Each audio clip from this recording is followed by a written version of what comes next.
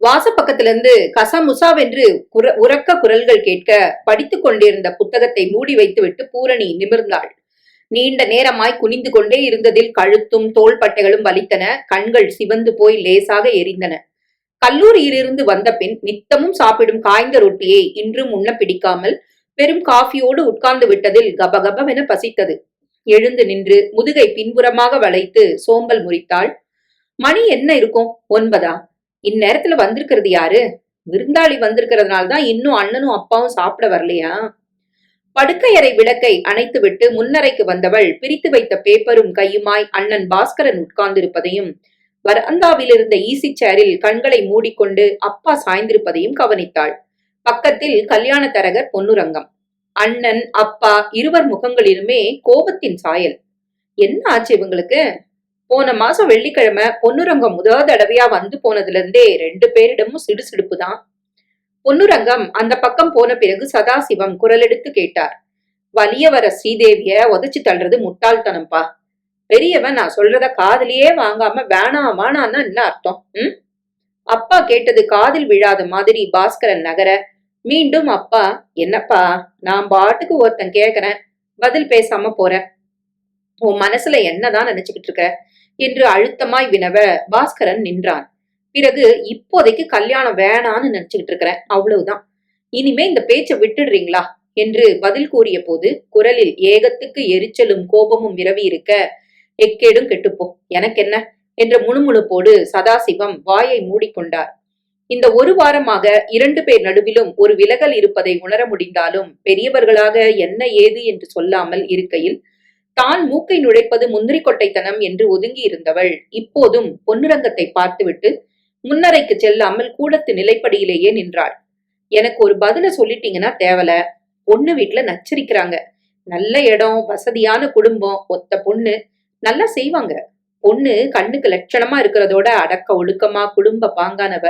உண்மையா சொல்றேன், இந்த மாதிரி ஒரு இடம் தம்பிக்காமே கொடுத்துதான் வச்சிருக்கணும். நீங்க ஊன்னு சொல்லிட்டா மத்த காரியங்களை ஜாம் ஜாம் நடத்திடலாம். என்னங்க? நீளமாய் பேசி பொன்னுரங்கம் நிறுத்த சதாசிவம் மகனை ஏறிட்டார். அவர்கள் பேசுவதற்கும் தனக்கும் சம்பந்தமில்லாத மாதிரி பேப்பருக்குள் நெருப்பு கோழியாய் தலையை இன்னும் அழுந்த புதைத்து கொண்டான். 2 நிமிஷம் அப்படியே உட்கார்ந்து யாராவது ஏதாவது பேசுவார்கள் என்று எதிர்பார்த்த தரகர் மற்ற இருவரும் இடித்த புலியாய் இருக்க எழுந்து நின்றார். அப்ப நான் வரேங்க. நல்ல சம்பந்தத்தை விட்டுடவானாங்கிற ஆதங்கத்துல நான் லோல் படுறது அது கூட உங்களுக்கு இருக்கிறதா தெரியல. பிள்ளைங்களுக்கு என்ன தெரியும்? பெத்தவங்க நாம தான் நல்லதை கெட்டதை எடுத்து சொல்லணும். அப்புறம் உங்க இஷ்டம். செருப்பை மாட்டிக்கொண்டு அவர் படியிறங்கி போக விஷயம் என்னவென்று தெளிவாக புரிந்து கொள்ள முடிந்ததால் இனியும் தான் தள்ளி நிற்பது அனாவசியம் என்ற எண்ணத்தில் பூரணி 4 அடி வைத்து அண்ணனை நெருங்கினாள். அண்ணா! தங்கையின் குரல் கேட்டதும் பாஸ்கரன் பேப்பரை அவசரமாய் தழைத்தான். இயல்பாக புன்னகைத்தான். என்னம்மா? என்ன விஷயம்னா? ஒன்னும் இல்லம்மா. பூரணி வராந்தாவுக்குள் வந்தாள். என்ன விஷயம்பா? சதாசிவம் அவளை பார்க்காமலேயே அடிக்குரலில் பேசினார். எல்லாம் அந்த பெரிய மனுஷனையே கேளு. என்னை யார் மதிக்கிறாங்க இந்த வீட்டுல? இப்படி சண்டி பண்ணுபவங்கள்ட்ட தொடர்ந்து என்ன பேசுறதுன்னு புரியாமல் விழித்த பூரணி அவர்கள் கோபத்தை தணிக்கும் பொருட்டு, சரி யாரும் எதுவும் சொல்ல வேண்டாம், சாப்பிட வரீங்களா என பாஸ்கரன் பேப்பரை விட்டு பார்வையை எடுக்காமலேயே, எனக்கு பசிக்கல, நீ போய் சாப்பிடு என்றான்.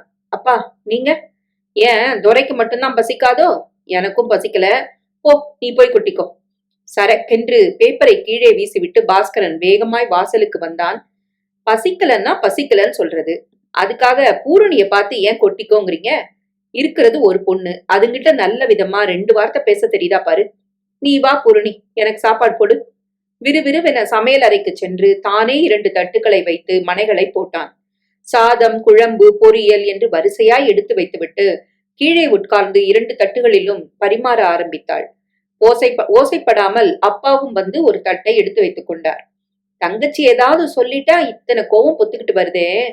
1 வாரமா பொன்னுரங்கம் அந்த நடக்கிறது இந்த பொண்ணோட நல்லதுக்கு தான், புரிய வேணாம்.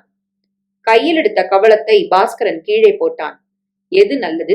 வயசு வந்த பொண்ணை வீட்டுல வச்சுக்கிட்டு நான் மாலைக்கு கழுத்தை நீட்டுறது ரொம்ப நல்ல விஷயமா? ஊர்ல 4 பேர் கேட்டா சிரிக்க போறாங்க. சரி இதோட விஷயத்தை விடுங்க. பசின்னு சொல்லிட்டு உட்கார்ந்து இருக்கிற பொண்ணு நிம்மதியா சாப்பிடட்டும். குரல் அதிகமாக வெளிவராமல் ஆனால் அழுத்தமாக பாஸ்கரன் பேசுவது பூரணிக்கு எப்போதுமே பிடிக்கும். வழவழா கொழகொழா என்றில்லாமல் தீர்மானமான முடிவு துணிக்கும் குரல். மேற்கொண்டு ஒரு வார்த்தை பேசாமல் சாப்பிட்டு முடித்ததும் பூரணி, நீ போய் படி, நான் மத்த வேலைங்களை பார்த்துட்டு வரேன் என்றவன் பாத்திரங்களை ஒழித்து போட்டுவிட்டு அடுப்பை துடைக்க ஆரம்பித்தான். கையை புடவை தலைப்பில் துடைத்தவாறே பூரணி அண்ணனை நெருங்கி நின்றாள். நான் படிச்சு முடிச்சாச்சுன்னா, இன்னைக்கு நானும் கொஞ்சம் உதவி பண்றேனே, பிளீஸ். வேண்டாம்மா, படிச்சாச்சுன்னா போய் படுத்துக்க. காலையில சுருக்க எழுந்து காலேஜுக்கு போவேனா? சின்ன குழந்தையிடம் பேசுகிற மாதிரி மிக மிருதுவாக கிசுகிசுப்போடு அவன் பேசியதை கேட்கும் யாருமே அவன் எதிரில் நிற்பது 19 வயசு பெண் என்று எதிர்பார்த்து கூட இருக்க மாட்டார்கள். மற்றவர்களிடம் கம்பீரமாக உறுதியாக பேசுபவனா தன்னிடம் இத்தனை மென்மையாக நடந்து கொள்கிறான் என்பதில் பூரணிக்கு எப்போதுமே ஆச்சரியம்தான். நிமோனியா கண்டு அம்மா இறந்து போன போது பாஸ்கரனுக்கு வயது 14, பூரணிக்கு 5.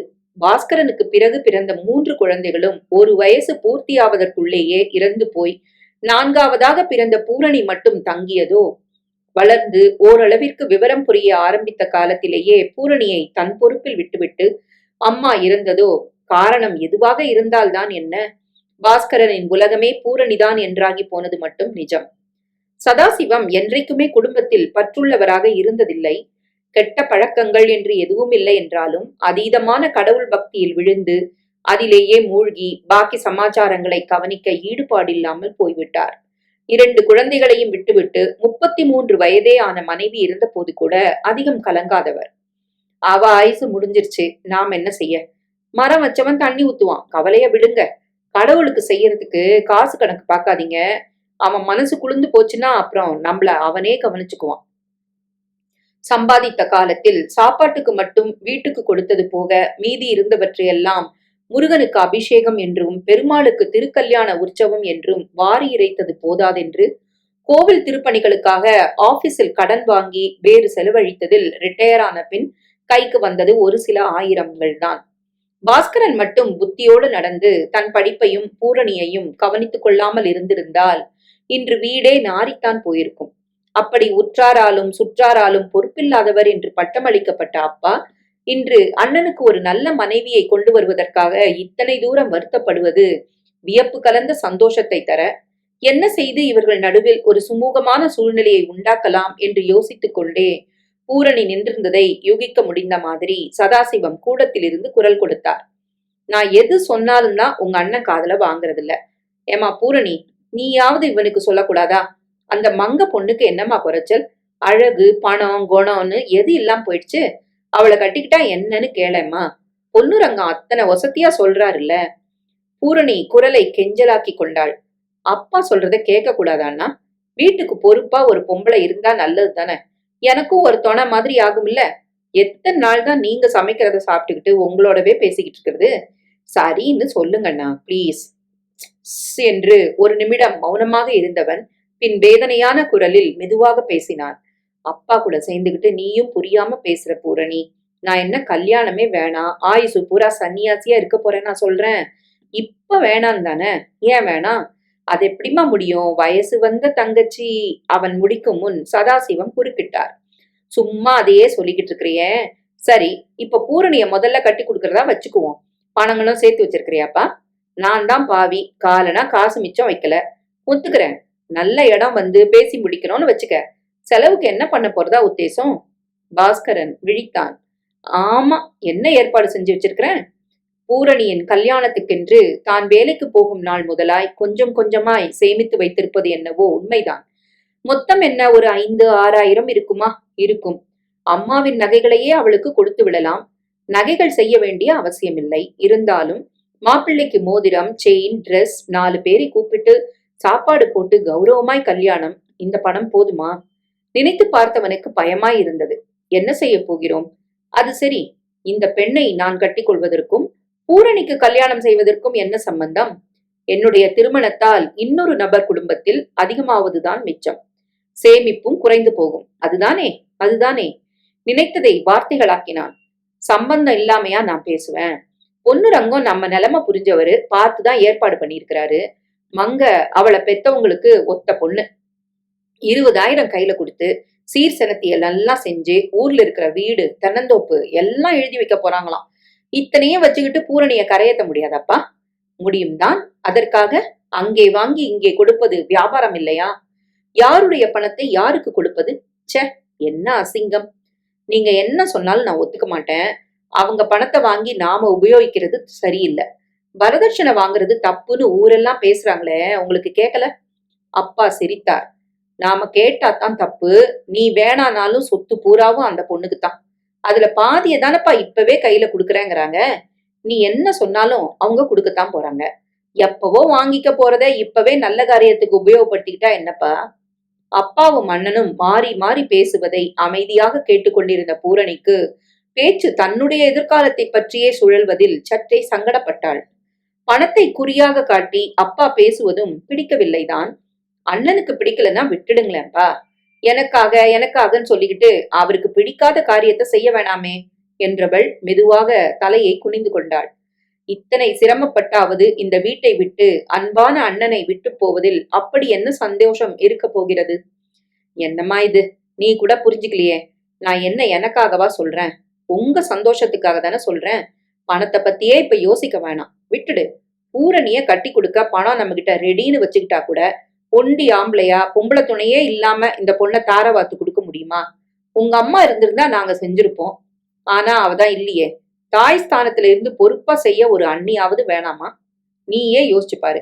இத்தனை வருஷமா பொறுப்பு இல்லாம இருந்துட்டேன்னு ஊர் என்ன ஏசுது. பிள்ளைக்கு புத்தி சொல்லி நல்லதை செஞ்சு வைக்க தவறிட்டான்னு இப்ப ஏசும். அதானே, நல்லா ஏசட்டும், விடு.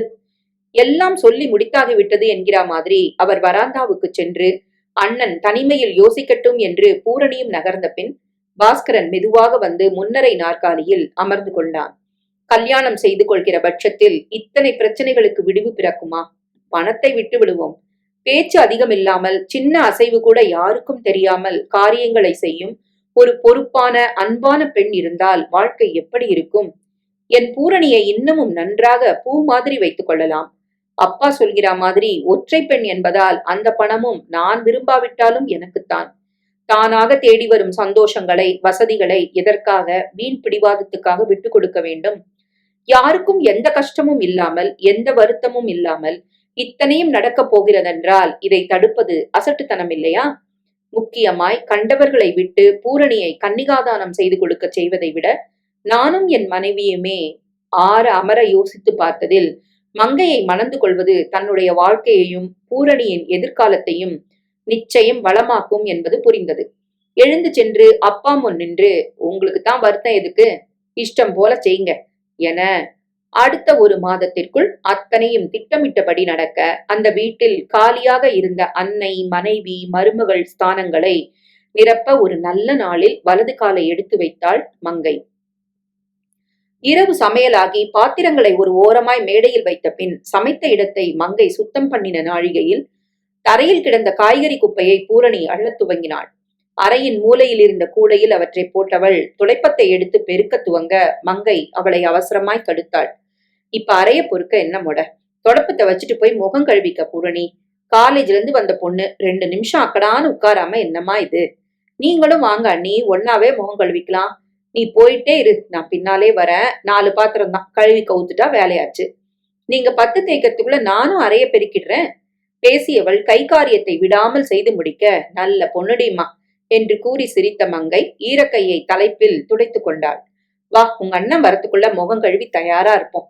இல்லன்னா என் தங்கச்சி என்ன பண்ண, ஏன் எப்படியோ சொரத்தில்லாம இருக்கான்னு ஒரு நாளைக்கு சண்டை பிடிப்பாரு. சிரிப்பு மாறாமல் வெளியே வந்தவர்கள் முகம் கழுவி பொட்டிட்டு தலைவாரிய பின் பூஜை அறையில் விளக்கேற்றிவிட்டு முன்னறைக்கு சென்று உட்கார்ந்தார்கள். நாளைக்கு என்னமோ டெஸ்ட்ன்னு சொன்னிய பூரணி, படிக்க வேணாமா? படிக்கணும் தான், ஆனா நிறைய நோட்ஸ் எழுதுறது இருக்கு அண்ணி. ஜொரம்னு 2 நாள் காலேஜுக்கு போகாம இருந்தல, அதுல வேலை சேர்ந்து போச்சு. நான் வேணா நோட்ஸ் எழுதி தரேன் பூரணி, நீ டெஸ்ட்டுக்கு படி. வேணா அண்ணி, இப்பதான் வேலையை முடிச்சுட்டு வந்து உட்கார்ந்துருக்கீங்க, எதுக்கு? அட கூடுனா. செல்லமாய் பூரணியின் தலையில் குட்டி விட்டு எனக்கும் பொழுது போனாப்புல இருக்கும் என்றவள் அவள் கையை பற்றியபடி புஸ்தகங்களை வைக்கும் மேஜையிடம் இழுத்துச் சென்றாள். மங்கை இவர்களோடு வாழ வந்த இந்த 6 மாதங்களில் பூரணி அவளுக்கு சமையல் இதர வீட்டு வேலைகளில் உதவுவதும், மங்கை நோட்ஸ் எழுதி ரெக்கார்ட் புஸ்தகங்களில் படம் வரைந்து கொடுப்பதும் தினசரி நடக்கும் வழக்கங்களாகித்தானே போயிருக்கின்றன. சமையலறை பக்கமே வந்தறியாதவளுக்கு ஒவ்வொன்றாய் சொல்லிக் கொடுத்து இன்றைக்கு 4 பேர் என்ன 10 பேர் திடுமென வந்தால் கூட தடுமாறாமல் சமைக்கவும் வீட்டை நிர்வகிக்கவும் மங்கை பழக்கிய நேரத்தில் அன்பான ஆனால் கண்டிப்பான அந்த குணமும் சுறுசுறுப்பாய் துளி அழுக்கில்லாமல் சுத்தமாய் வேலை செய்யும் பாங்கும் பூரணிக்கு ரொம்ப பிடித்துதான் போனது. நினைவு தெரிந்த நாள் முதல் இப்படிப்பட்ட அன்பான ஒரு பெண் துணை, ஏன் அம்மாவின் அரவணைப்பு கூட கிட்டாமல் இருந்தவளுக்கு மங்கையின் வரவு மிக மிக மகிழ்ச்சியை தந்தது என்றுதான் சொல்ல வேண்டும். நான் ஒருத்தன் இருக்கிறது ஞாபகம் இருக்காமா என்று பாஸ்கரன் கேலி செய்யும் அளவுக்கு அண்ணியோடு அவள் ஒன்றி போனாள். மாலை மணி 4:30க்கெல்லாம் அம்மாவை பார்க்க ஓடி வரும் சின்ன குழந்தையாய் கல்லூரியிலிருந்து ஓடி வந்து விடுவாள் பூரணி. அவள் அடுப்படியில் சமைத்துக் கொண்டிருந்தால் இவள் தானும் எதையாவது கிளறும் பாவனையில் அவளுடனேயே வாள் மாதிரி சுற்றினாள். அவள் பாத்திரங்களை தேய்த்தாள், இவள் கழுவி கவித்தாள். இவள் துணி துவைத்தால் அவள் அலசி பிழிந்தாள். இப்படி வேலை செய்யும் நேரங்களை தவிர இதர பொழுதையும் கூடுமான வரையில் அவர்கள் ஒன்றாகவே கழித்தார்கள். ஒழிந்த நேரங்களில் சீட்டு, பல்லாங்குழி, தாயம் விளையாடினார்கள். லைப்ரரிக்கு போய் நல்ல புஸ்தகங்களை எடுத்து வந்து படித்தார்கள். இருவருமாய் கிளம்பி தெருமுறையில் இருக்கும் பிள்ளையார் கோவிலுக்கு போய்விட்டு வரும் வழியில் கரிகாய் மற்ற சாமான்களை வாங்கி கொண்டு 6 மணிக்கு பாஸ்கரன் அலுவலகத்திலிருந்து திரும்புவதற்கு முன்னால் பொழுதோடு வீட்டுக்கு வந்து அவனுக்காக காத்திருந்தார்கள். அக்கம் பக்க வீடுகளுக்கு அடிக்கடி போய் அரட்டை அடிக்கும் வழக்கம் பூரணியிடம் இல்லாத தினசில் மங்கையின் குணமும் அமைந்து போக இருவராலும் ஒரே நோக்கில் செயல்பட முடிந்தது. எந்த வேலையிலும் மங்கையின் கூடவே இருந்து அவள் கழுத்தை கட்டிக்கொண்டு அண்ணி அண்ணி என்று ஒரு குழந்தையாக மாறிப்போன பூரணியின் அத்தனை அன்புக்கும் மங்கையும் ஈடு கொடுத்ததில் அங்கே கருத்து வேற்றுமைகளுக்கே இடமில்லாது ஒரு அழகான உறவு பிறந்திருப்பதும் அந்த அந்யோன்யத்தை கண்டு சதா சர்வகாலம் அந்த வீட்டு ஆண்கள், முக்கியமாய் பாஸ்கரன், தான் எடுத்த முடிவு சரியானதுதான். தன் வயது பெண் துணைக்காக ஏங்கியிருந்த பூரணியின் ஏக்கம் இப்போது அறவே நீங்கியது என்று நிம்மதியுடன் வளைய வருவதும் மெய். வராண்டாவில் செருப்பை கழட்டி போட்டுவிட்டு பாஸ்கரன் உள்ளே நுழைந்த போது மணி 8 என்றது. கூடத்தின் ஒரு பக்கம் முழுவதும் கலர் கலராய் பேப்பர்களும் பசையும் வண்ண பென்சில்களும் நிறைந்து கிடக்க பூரணி ரெக்கார்ட் நோட் புஸ்தகங்களை கீழே பரப்பி வைத்துக் கொண்டு எதையோ ஒட்டி கொண்டிருந்தாள்.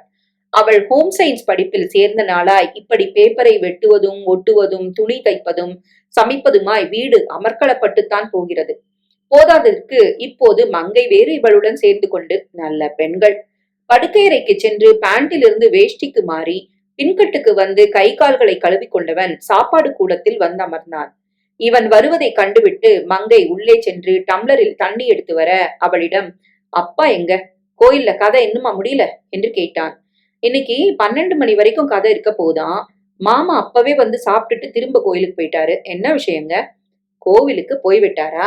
என்ன இது பொறுப்பில்லாத்தனம். காலையில சில விலாசம் எல்லாம் கொடுத்து போய் பார்த்துட்டு வாங்கன்னு சொல்லியிருந்தனே, பாக்கலையா? உங்ககிட்ட ஏதாச்சும் சொன்னாரா? கணவனின் கோபம் மங்கைக்கு புரியத்தான் செய்தது.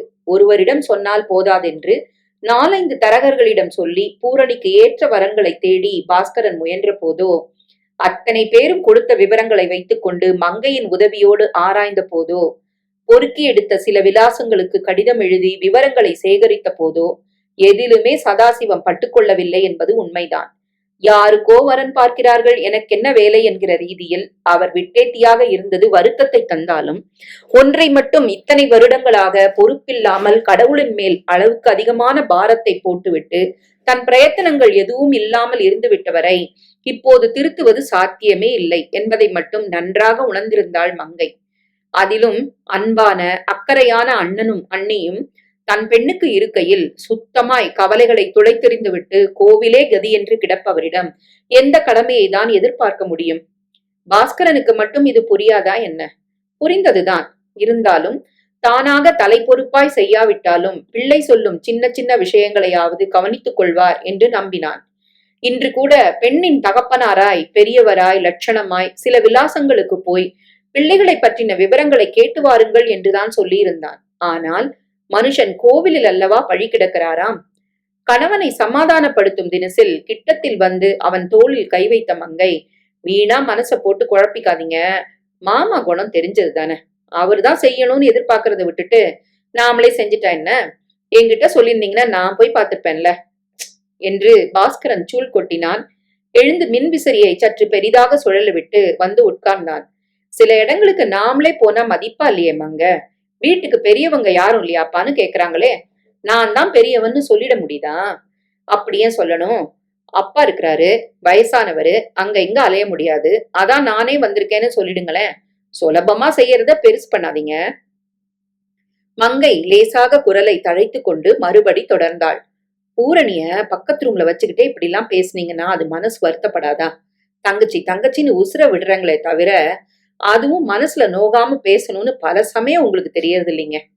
பாஸ்கரனின் முகம் உடனே வாடி போயிற்று. அவள் சொல்வதில் நியாயம் இருக்கிற மாதிரி பட நாக்கை கடித்துக் கொண்டான். பின்னால் சாய்ந்து கூடத்தில் தங்கை என்ன செய்கிறாள் என்று எட்டி பார்த்தான். இது நாழிகை அவர்கள் பேசியதை கவனித்துக் கொண்டு உட்கார்ந்திருந்த பூரணி அண்ணனின் பார்வை தன்மேல் விழுவது புரிந்து கவனத்தை அவசரமாய் திருப்பினாள்.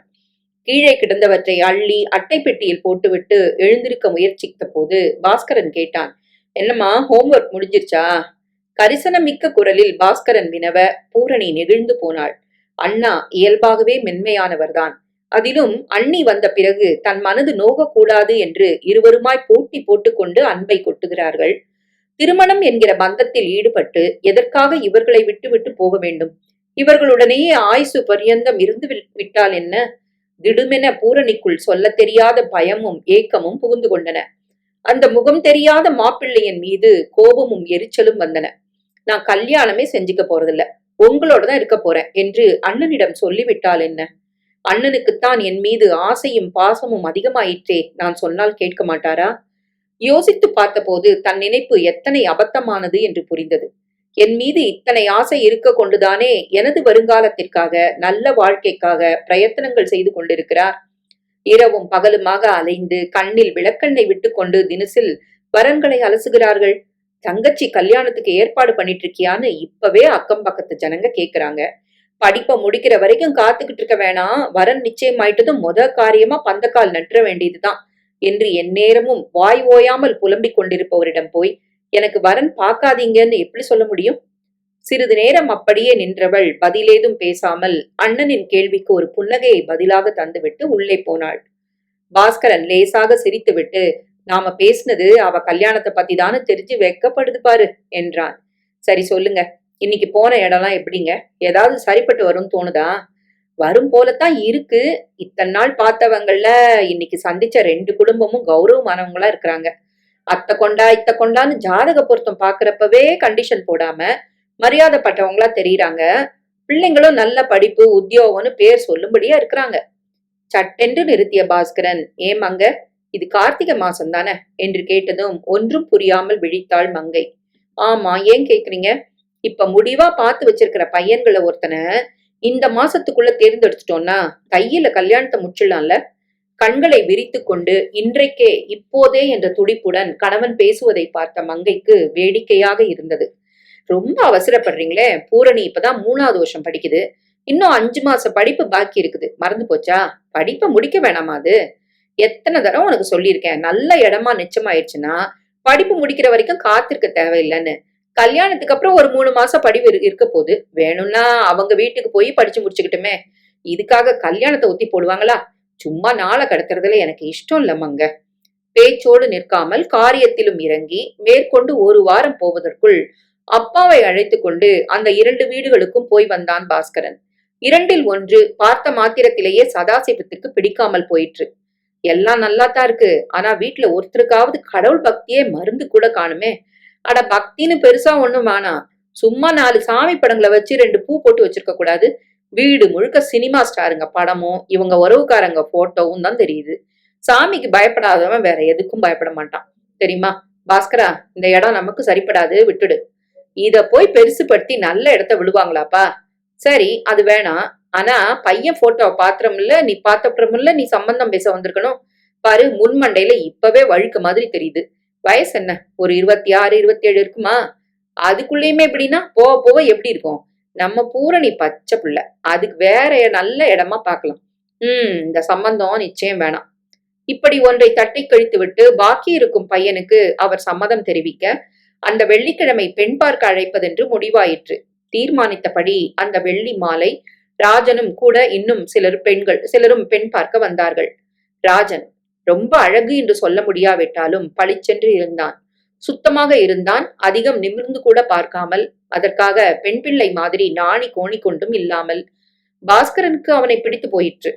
கூட வந்தவர்களும் ராஜனின் அம்மா, அப்பா, அக்கா, அத்தான் அப்படியொன்றும் மாப்பிள்ளை வீட்டு திமிருடன் பேசவில்லை.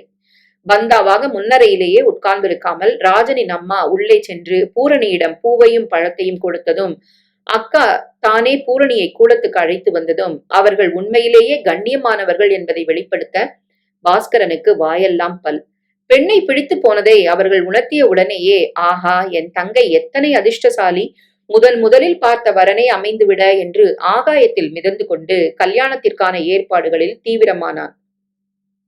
மங்கையும் அவனுமாய் உட்கார்ந்து மாய்ந்து மாய்ந்து பட்டியல் போட்டார்கள். வாங்க வேண்டியவை, செய்ய வேண்டியவை, அழைக்க வேண்டியவர்கள். எத்தனை தரம் யோசித்தும் திருப்தி இல்லாமல் திரும்ப திரும்ப அடித்து எழுதி கடைக்கடையா ஏறி நல்ல பொருள்களை பொறுக்கி எடுத்து, நம்ம பூரணிக்கு வர்ற 4ஆம் தேதி கல்யாணம், 2 நாள் முன்னதாவே குடும்பத்தோடு வந்து தங்கச்சியை ஆசீர்வாதம் பண்ணணும் என்று தெரிந்தவர்கள் வீடு வீடாக ஏறி பத்திரிகை வைத்து அழைத்து வந்து, சாப்பாடு தூக்கம் எதையும் நினைக்காமல் ஓடி ஓடி கவனித்து திட்டமிட்டபடி அந்த தை மாசம் முதல் முகூர்த்தத்தில் ராஜனை பூரணியின் கழுத்தில் 3 முடிச்சுகளை போட வைத்தனர்.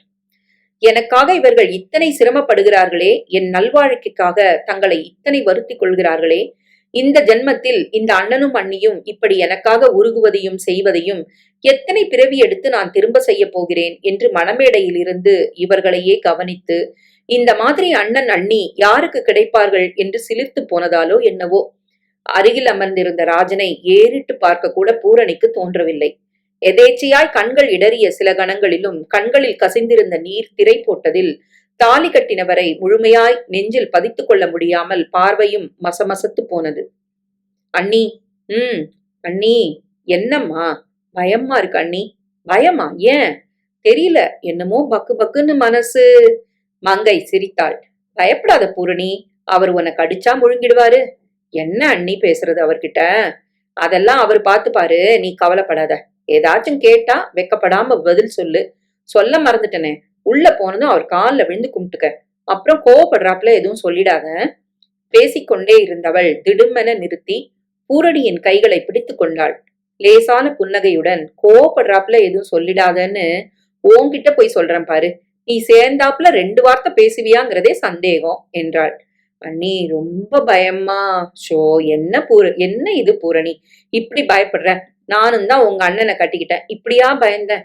முதல் நாள் அப்படிதான் படபடப்பா இருக்கும், போக போக சரியாயிடும். இதுக்கு இவ்வளவு பயப்படுவாங்களா? பேசிக்கொண்டே பூரணியின் தலையில் மல்லிகை பூவை செண்டாக வைத்தாள்.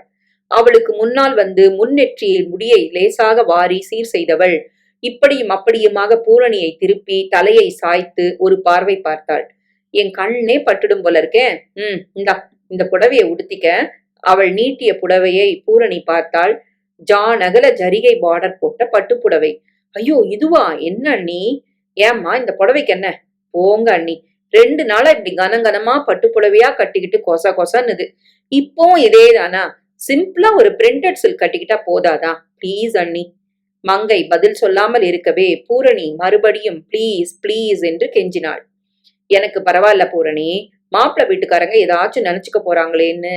அவங்க ஒன்னும் சொல்ல மாட்டாங்க, பிளீஸ். வாஸ்தவமாகவே அவர்கள் எதுவும் சொல்லவில்லைதான்.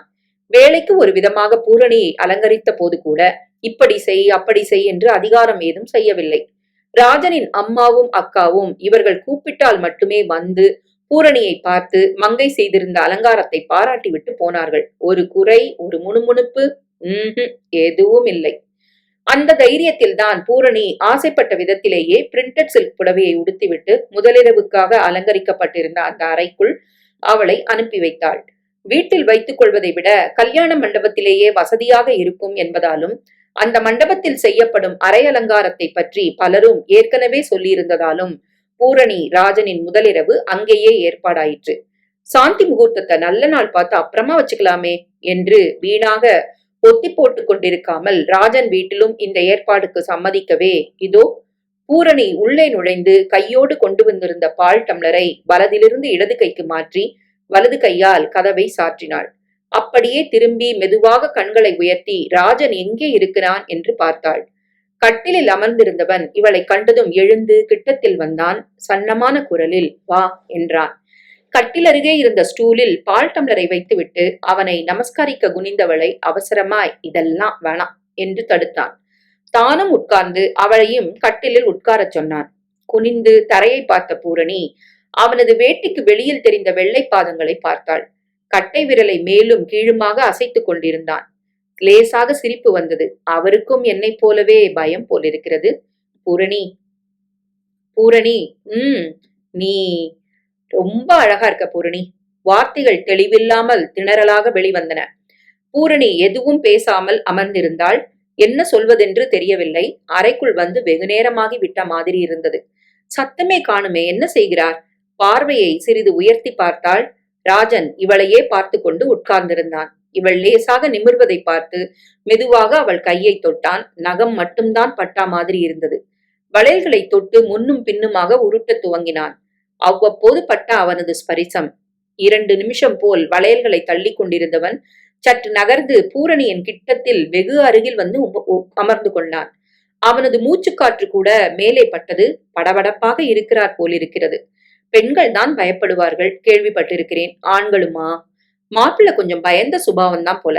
ரொம்ப மரியாதையா பேசுறாரு என்று மதியம் அண்ணியிடம் அண்ணன் சொன்னது நினைவுக்கு வந்தது. அவளது கையை எடுத்து தன் மடிமேல் வைத்து விரல்களை பிரித்து பிரித்து மூட ஆரம்பித்தான். உள்ளங்கையும் விரல்களும் ஈரமாக இருந்தன. பூரணி, ஏதாவது பேச. நானா பேசுறதா? என்ன பேசுறது? அண்ணி ஒண்ணுமே சொல்லி தரலையே. பூரணி, பேசாட்டி போது என்ன பார்க்க கூட மாட்டியா? என்ன உனக்கு பிடிச்சிருக்குல்ல? என்று அவசரமாய் சொன்னவள் சற்று நிமிர்ந்து அவனை நேராக பார்த்தாள். வேர்த்து விறுவிறுத்து முகமெல்லாம் முத்துக்களாய் பரவியிருந்தது. ஆழமான தொடர் மூச்சுக்கள். முதலாக பெரிய வாக்கியமாக பேசிவிட்டதால் மூச்சிருக்கிறதா? நிஜமாகவே ரொம்ப பயந்தவர்தான் போலிருக்கிறது. லேசாக பார்வையை உயர்த்தி கணவனை அழுந்த பார்த்தபோது அவன் பார்வை இங்கும் அங்கும் அலைகிற மாதிரி பட்டது. பூரணி தைரியத்தை வரவழைத்துக் கொண்டு, ஏதாவது வேணுமா? தண்ணி, குடிக்க தண்ணி.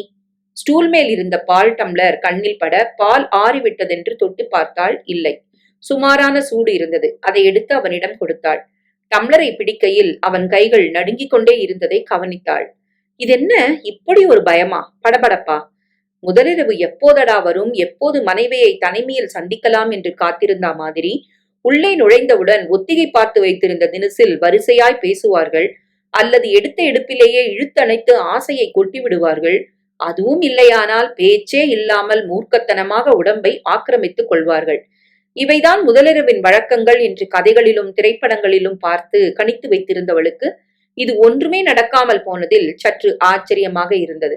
இத்தனை நேர் அருகாமை கிடைத்தும் அவனுடைய பேச்சிலிருந்து செய்கையிலிருந்து வெளிப்பட்ட பயந்த சுபாவம் ஒருவித குழப்பத்தை அவளுள் உண்டாக்கியது. வேகமாய் பாலை குடித்துவிட்டு டம்ளரை நீட்டியவன், சாரி, தாகமா இருந்துச்சா, அதான் முழுக்க குடிச்சிட்டேன் என பூரணியின் குழப்பம் பயமாக மாறியது. ஏன் இப்படி திக்கி திணறியே பேசுகிறார்? அவன் சற்று நெருங்கி வந்து மறுபடியும் அவள் கைகளை எடுத்து மடிமேல் வைத்துக் கொண்டான். அதை விட்டுவிட்டு அவள் தோளை தொட்டான். கையை உடனே எடுத்துவிட்டு கொஞ்சம் நகர்ந்து கொண்டான். தொடர்பில்லாத செய்கைகள். ஒவ்வொரு முறை அவளை தொடும்போதும் கைகளின் நடுக்கம் அதிகமாகி திரும்பவும் அவளோடு ஒட்டிக்கொண்டு உட்கார்ந்தவன் இடது கையால் அவளது தோளை பிடித்து கொண்டு வலது கையால் அவளது கன்னத்தை லேசாக வருடினான். முகத்தருகே குனிந்தான். உலுக்கிக் கொண்டு உடனே நிமிர்ந்தான். ஏன்? என்னிடம் ஏதாவது பிடிக்கவில்லையா? கிட்ட வந்துவிட்டு உடனே விலகி போய்விடுகிறாரே. பயமும் குழப்பமும் அதிகமாகி அவனை ஏறிட்ட போது அவனது படபடப்பு அதிகமாகி கைகளில் ஒரு உதறல் ஏற்படுகிற மாதிரி இருந்தது.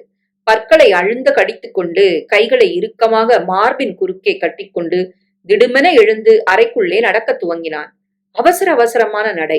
வெறும் பயம், சங்கோஜம் என்று நினைத்திருந்தவளுக்குள் மிக லேசான சந்தேகம் தலை தூக்கியது. என்னாயிற்று? இருப்பு கொள்ளாமல் தவிக்கும் அளவுக்கு இத்தனை பரபரப்பு ஏன்? நடப்பதை நிறுத்திவிட்டு மறுபடியும் அவளது அருகில் வந்து நின்றவரே அவள் முகத்திற்கு முக நெருக்கத்தில் குனிந்தான். மென்மையாக அவள் கன்னத்தில் முத்தமிட்டுவிட்டு நிமிர்ந்தவனுக்கு படபடப்பு கூடி போக உதடுகளை இறுக்கி அடக்க பார்த்தும் இயலாமல் பதட்டத்துடன் தொப்பென்று கட்டிலில் உட்கார்ந்தான். உடம்பு முழுக்க சின்னதாக துவங்கிய உதறல் கொஞ்சம் கொஞ்சமாக அதிகமாகி மூச்சிறைப்பும் அதிகமாகி சுவாசிப்பதற்கே சிரமப்பட்டான். என்ன ஆயிற்று? இவரிடம் என்னவோ சரியில்லை. என்ன? 2 நிமிடங்கள் போவதற்குள் அவனது அவஸ்தை அதிகரித்தது. தலை இப்படியும் அப்படியுமாக வேகமாக அசைய ஆரம்பித்தது. உடம்பின் உதறலோடு ஒரு துள்ளலும் சேர்ந்து கொண்டது.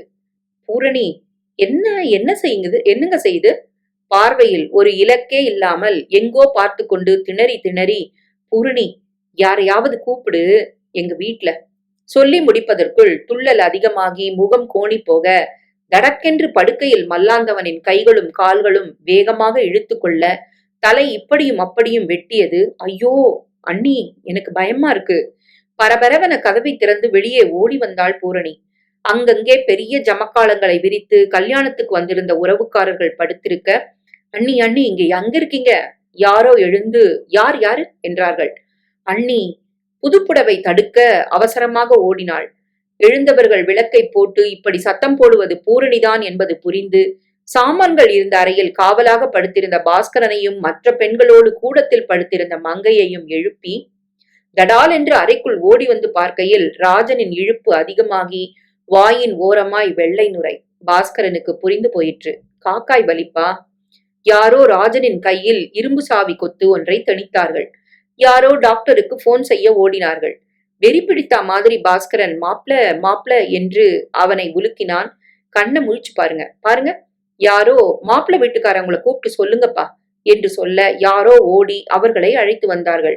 ஐயோ ஐயோ என்று அலறலுடன் ஓடி வந்தவர்கள் ராஜனை பார்த்து அதிகமாக அரற்ற, மேற்கொண்டு என்ன செய்வதென்று யாருக்கும் சில நிமிடங்களுக்கு புரியாமல் போயிற்று.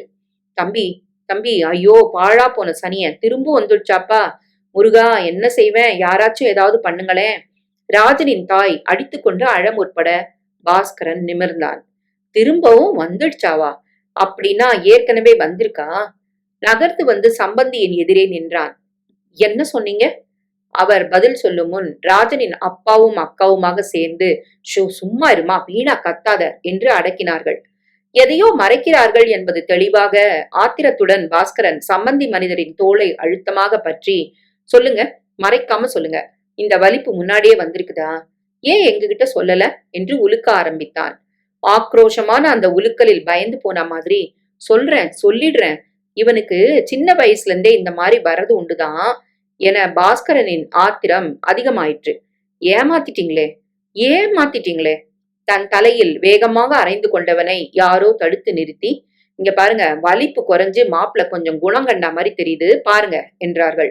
பாஸ்கரன் பார்த்தான். ராஜனின் வலிப்பும் துடிப்பும் மெதுமெதுவாக அடங்கி வாயை கோணிக்கொண்ட விதத்திலேயே மல்லாந்திருந்தான். குறைந்திருந்தது வலிப்பு மட்டுமல்ல, சுவாசமும் தான். அவனது ஆயுள் முடிந்து விட்டதை டாக்டர் வந்து உறுதிப்படுத்திய போது பூரணியின் 15 மணி நேர மனவாழ்க்கையும் முடிந்து போயிருந்தது. உள்ளறையின் பக்கவாட்டு சுவற்றின் பாதியிலிருந்து தொங்கிக் கொண்டிருந்த அந்த அரை கண்ணாடியின் முன் நின்றிருந்தாள் பூரணி. குளிக்கும் போது தண்ணீர் பட்டு நனைந்து விடாமல் இருக்க தலையில் உயர தூக்கி முடிந்திருந்த கூந்தலை அவிழ்த்து விட்டவள் சீப்பை எடுத்து வகிட்டை சீர் செய்த பின் அவசர அவசரமாய் வாரத் தொடங்கினாள். தளர ஒற்றை பின்னலாக பின்னி நுனியில் ஒரு சின்ன ரப்பர் வளையத்தை மாட்டி பின்னலை முதுகுப்புறம் விட்டு கொண்டாள். கருப்பு சாந்தினால் புருவங்களுக்கு சற்று மேல் மத்தியில் சின்னதாக ஒரு புட்டு வைத்து புடவையை சரியாக உடுத்தி இருக்கிறோமா என்று ஒரு தரம் பார்த்துவிட்டு மூலையில் இருந்த மேஜை அருகில் வந்தாள். இரவு வெகுநேரம் படித்த பின் தூக்கம் அழுத்த துவங்கியதும் அப்படியே கவிழ்த்து வைத்துவிட்டு போயிருந்த புஸ்தகங்கள் வாரி இறைந்து கிடந்ததை ஒழுங்குபடுத்திவிட்டு அவற்றில் 2 மட்டும் பொறுக்கி எடுத்துக்கொண்டு பேனா பென்சில் இத்தியாதிகளை பர்சில் வைத்து முடித்த போது மணி 8:30 ஆகியிருந்தது. கல்லூரிக்கு போய் சேரும்போது நிச்சயம் 9 ஆகிவிடும். 9:30க்கு பரீட்சை. இடையில் இருப்பது அரை மணி நேரம்தான். திடுமென பூரணிக்கு ரொம்ப பயமாக இருந்தது. படித்ததெல்லாம் மறந்து புத்தி தம்மென்று வெறுமையாகி விட்டா மாதிரி தோன்றியது. ஒரு பக்கமாய் உட்கார்ந்து 4-5 புஸ்தகங்களையும் ஒரே சமயத்தில் பிரித்து மளமளவென ஒரு பார்வை பார்க்கலாமா என்று எழுந்த எண்ணத்தை கஷ்டப்பட்டு அடக்கி கொண்டாள். கடைசி நிமிஷ படபடப்பு மட்டும் கூடவே கூடாது என்று முனகி தன்னை நிதானப்படுத்திக் கொள்ள முயன்றாள். இத்தனை நாள் படிக்காத எந்த விஷயத்தை இந்த அரை மணியில் படித்துவிடப் போகிறோம்? பரீட்சை கூடத்தினுள் சென்று உட்கார்ந்து வினாத்தாளை பார்த்தால் கண்டிப்பாய் இந்த வெறுமை மறைந்துவிடும். தேவையான விடைகள் தன்னால் நினைவுக்கு வரும், நிச்சயம். கொஞ்சம் சமாதானமாக புஸ்தகங்கள் பர்ஸ் எடுத்துக்கொண்டு அறையை விட்டு வெளியே வந்தாள். சமையலறை வாசலில் நின்று அண்ணி போயிட்டு வரேன் என்றதும் கையில் இருந்த பாத்திரத்தை மேடையில் வைத்துவிட்டு மங்கை அருகே வந்தாள். சாப்பிடலையா பூரணி? வேணா அண்ணி, லேட்டா காஃபி குடிச்சதுல பசியே இல்ல. சூடா 2 இட்லி எடுத்துக்கம்மா. ப்ளீஸ் வேணாம் அண்ணி. டிஃபன் பாக்ஸ் வச்சிருக்கேன், அதையாவது கையில எடுத்துட்டு போம்மா. பரீட்சை அரை நாள் தான் அண்ணி, மத்தியானம் வந்து சாப்பிட்டுக்கிறேன். வெறும் வயத்தோட போனா பரீட்சை எழுதுறது கஷ்டமா இருக்கும் பூரணி. ஒரு டம்ளர் பாலாவது சாப்பிடு, சொன்ன பேச்ச கேளுமா. அவள் பதிலுக்காக காத்திருக்காமல் உள்ளே சென்று பாலோடு திரும்பி பூரணியை குடிக்க வைத்தாள். பஸ் சார்ஜ் இருக்குதா? ம். பேனா இல்ல இங்க் போட்டிருக்கியா? பென்சில்ல சீவி வச்சிருக்கிறியா? ம். பார்த்து எழுதுமா என்ற மங்கையிடம் தலையசைத்து விட்டு பூரணி கூடத்துக்கு வந்தாள். வழக்கம் போல பாஸ்கரன் அன்றைய பேப்பருடன், சதாசிவம் வராந்தா ஈசி சேரில் கண்களை மூடிக்கொண்டு. போய் வருகிறேன் என்று சொன்னவள் பாஸ்கரனின் நல்லா எழுதுமா என்றதையும் அப்பாவின் இம்மையும் ஏற்று செருப்பை மாட்டிக்கொண்டு தெருவில் இறங்கி நடக்க துவங்கினாள். பூரணியின் கூடவே வந்து அவள் தெருமுனையில் திரும்பும் வரை நின்றுவிட்டு உள்ளே போக மங்கை திரும்பிய போது பாஸ்கரன் கையில் இருந்த பேப்பரை தழைத்துவிட்டு தலையை குனிந்து கொண்டு உட்கார்ந்திருந்தான். 3 மாதமாகவே பூரணியின் கணவன் இறந்து போன இந்த 3 மாதத்தில் பாஸ்கரனின் போக்கு இப்படித்தான் இருக்கிறது. காலையில் எழுந்து கடைக்கு போக வேண்டிய ஜோலி இருந்தால் வலிய இழுத்து போட்டுக்கொண்டு ஓடுவான். இல்லாவிட்டால் பேப்பர் படிக்கும் பாவனையில் தன்னை மறைத்துக் கொள்வான். பூரணி கல்லூரிக்கு கிளம்பி போனதும் பேப்பரை வீசிவிட்டு தலை குனிந்து அமர்ந்து, மாலை அலுவலகத்திலிருந்து திரும்பும் போதும் அநேகமாக இருட்டி இருக்கும். வந்து சாப்பிட்டு உறங்கி ஒருவரோடு ஒருவர் பேசாமலேயே துளி சத்தம் இல்லாமலேயே இத்தனையும் நிகழ்ந்து வந்தது. தங்கையை இப்படிப்பட்ட இடி தாக்கிவிட்டதில் அதிகம் அடிபட்டு போனவன் பாஸ்கரன் தான். அன்று ராஜனின் சடலத்தை சுற்றி அத்தனை பேரும் வாயிலும் வயிற்றிலும் மார்பிலும் அடித்துக்கொண்டு அழுதபடி நிற்க, தான் ஏமாற்றப்பட்டு விட்டோம் என்கிற உணர்வில் பாஸ்கரன் சம்மந்தி வீட்டை சேர்ந்த ஒவ்வொருவரிடமும் போய், ஏன் முன்னாலேயே எங்க கிட்ட சொல்லல, ஏன் சொல்லல, எங்களை ஏமாத்திட்டீங்களே என்று அழுகையோடு கத்த முற்பட, மங்கையும் பூரணியும் சதாசிவமும் மற்றவர்களும் ஸ்தம்பித்து போய் நின்றிருந்தார்கள். கத்தி கத்தி ஓய்ந்து சிறிது நேரம் அழுது மறுபடியும் அழுது ஆத்திரத்தின் உச்சியில் இருந்தவனை யாராலும் சமாதானம் செய்ய இயலவில்லை. அந்த அர்த்தராத்திரியில் சடலத்தை ஒரு காரில் வைத்து தங்கள் வீட்டுக்கு அவர்கள் எடுத்துச் சென்று ஒட்டுமொத்தமாய் சம்மந்தி ஜனங்கள் கண் பார்வையிலிருந்து மறைந்து போன பிறகும் பாஸ்கரனின் ஆத்திரம் நிற்கவில்லை. ஏமாத்திட்டீங்களே பாவிகளா, என்னை உடைத்தது போதாதென்று என் தங்கையின் வாழ்க்கையும் அல்லவா நானே அழிக்க வைத்து விட்டீர்கள். இத்தனை பெரிதாக ஒரு வியாதியை வைத்துக் கொண்டு என்னிடம் சொல்லாமலே விட்டுவிட்டீர்களே. எத்தனை ஜாதகங்களை அலசினேன், வடிகட்டி வடிகட்டி எப்படி பொறுக்கினேன், எங்கெங்கு விசாரித்தேன். ஏன் யாருமே இதை சொல்லவே இல்லை? யாருக்குமேவா தெரியாமல் இருந்திருக்கும்? என்ன நல்ல மனிதர்கள்! இந்த காலத்திலும் இப்படி ஒரு குணம், மரியாதையான குடும்பம் என்று மகிழ்ந்து போனேனே. அத்தனையும் பொய்யா? வெறும் வேஷம்தானா? பாவிகளா, நீங்கள் வேஷம் போட்டு காட்ட நாங்கள் தானா கிடைத்தோம்? உங்கள் நலனுக்கு பலியாடாக என் தங்கை தானா அகப்பட்டாள்? கல்யாணமாயிட்டா சரியாயிடும் நினைச்சோம். உங்கள் பரிசோதனையை எங்களிடம்தான் வைத்திருக்க வேண்டும். ஒரே தங்கைதான் அதற்கு கிடைத்தாளா? அழுகையும் குமுறலுமாக நடுக்கூடத்தில் நின்று, எங்களை ஏமாத்தினீங்களே, நீங்க நல்லா இருப்பீங்களா, நாசமா போவீங்க என்று சபித்தான். உங்களை சும்மா விட மாட்டேன், கோர்ட்ல கேஸ் போட்டு மானத்தை வாங்குறனா இல்லையான்னு பாருங்க என்றான். தெய்வம்னு ஒண்ணு இருந்தா ஒரு நாள் இல்லாட்டி ஒரு நாள் என்னோட இந்த வேதனை உங்களுக்கும் வரத்தான் போகுது என்றான். என்ன கத்தி என்ன, அழுதுதான் என்ன, குமுறிதான் என்ன? போனதை நினைத்து ஆத்திரப்பட்டதால் போய்விட்ட ராஜன் எழுந்தா வந்து விட்டான்? ஒன்றுமில்லை. இருந்தும் மூட்டை முடிச்சுகளை அள்ளிக்கொண்டு மண்டபத்தை காலி செய்துவிட்டு வந்த பின்னும் வீட்டுக்கு வந்த பின்னும் அவனது புலம்பல்கள் நிற்கவில்லை. மாப்பிள்ளையின் இறுதிச் சடங்கில் கலந்து கொள்ள அவர்கள் வீட்டிலிருந்து அழைக்க வந்தபோது வந்தவர்களை வெளியில் தள்ளி கதவை சாத்தினான். பார்க்கிறவர்கள் எல்லாம் நாங்க ஏமாந்துட்டோம் என்று மனதின் தைரியம் குறைந்தவனாய் அந்த வாரம் முழுதும் அழுது கொண்டிருந்தவன் இனி அழுவதற்கும் கத்துவதற்கும் தெம்பில்லை, அதனால் பயனுமில்லை என்று உணர்ந்ததாலோ என்னவோ தொடர்ந்து வந்த நாட்களில் எல்லாவற்றையும் குறைத்து அடங்கி போனான். அன்றிலிருந்து இப்படித்தான். பேச்சில்லை, சிரிப்பில்லை, வெளியில் வாசலில் போவதில்லை, ஒரு மண்ணாங்கட்டியும் இல்லை. ஆனால் பேச்சை குறைத்து ஜடமாய் இருக்க கற்றவனுக்கு பூரணியை பார்க்கும் போதெல்லாம் எழுந்த குற்ற உணர்வை மட்டும் அடக்க தெரியாமல் போனது. பூரணி, நான் தானே உன் வாழ்க்கையை கெடுத்தேன், நான் தானே உனக்கு இந்த நிலைமையை கொடுத்தேன். 19 வயது கூட ஆகாத உன்னை, படிப்பு கூட முடிக்காத உன்னை நான் தானே இந்த பாதாளத்தில் தள்ளினேன். உனக்கு நல்லது செய்வதாய் நினைத்து உன் வாழ்க்கையையே பாழாக்கி விட்டேனே. இந்த குற்ற உணர்வுதான் மேற்கொண்டு 10 நாட்கள் ஆன பின் பூரணி மெதுவாக, நான் தொடர்ந்து காலேஜுக்கு போறேன்னா என்ற போது உடனே சரி என்று சொல்ல தூண்டி இருக்க வேண்டும். துக்கத்திற்கு வந்திருந்த லெக்சரர், முடிஞ்சதை பத்தி அதிகமா நினைக்காத பூரணி, இனிமேதான் நீ விவேகமா நடந்துக்கணும். வாழ்க்கையே அஸ்தமிச்சு போச்சுன்னு படிப்பே நிறுத்திடாத. அதிகமா போனா இன்னும் 3 மாச படிப்பு தானே. மனச தேத்திக்கிட்டு படிச்சேன்னா உனக்கு தாம்மா நல்லது. இனிமேதான் உனக்கு படிப்பு ரொம்ப அவசியம். யார் மேலயும் அளவுக்கு மீறி சாயாம உன் கால்ல நிக்க கத்துக்கிறதுக்கு எதிர்காலத்துக்கும் உதவும் என்று நிதானமாய் கூறின அறிவுரையை மனதில் வாங்கி படிப்பை தொடர விருப்பம் தெரிவித்த போது பாஸ்கரன் உடனே தலையசைத்தான். படிக்கட்டும், நன்றாக படிக்கட்டும், எவ்வளவு வேண்டுமானாலும் படிக்கட்டும். இனி அவள் சந்தோஷம்தான் எனக்கு முக்கியம். வீட்டிலேயே அடைந்து கிடக்காமல் வெளியே போய் படிப்பில் கவனம் செலுத்தி நடந்ததை மறக்க அவளால் முடியுமானால் செய்யட்டும், தாராளமாக செய்யட்டும். என் பூரணிக்கு இன்னும் திருமணமே ஆகவில்லை. இல்லை, அவள் இன்னமும் கல்லூரியில் படித்துக் கொண்டிருக்கும் சின்ன பெண்ணாகவே இருக்கிறாள் என்று நினைத்துக் கொள்கிறேனே. அவள் வாழ்க்கையை பாழ் பண்ணிவிட்டதாக ஒரு குற்ற உணர்வு எப்போதும் மனதுக்குள் பிராண்டி கொண்டே இருக்க, பூரணி விரும்பியதையெல்லாம் செய்துவிட வேண்டும் என்கிற வெறியால் உந்தப்பட்ட பாஸ்கரன், புருஷன் இறந்து போனதை தம்பட்டம் அடித்து அறிவிக்கும் தினசில் விதவை கோலத்தை அவள் மீது திணிப்பதையும், வெள்ளை உடையை மாட்டிக்கொண்டு கைகளும் கழுத்தும் முகமும் மொட்டையாக நிற்பதையும் அனுமதிக்காததால் பூரணி எப்போதும் போலவே இருந்தாள்.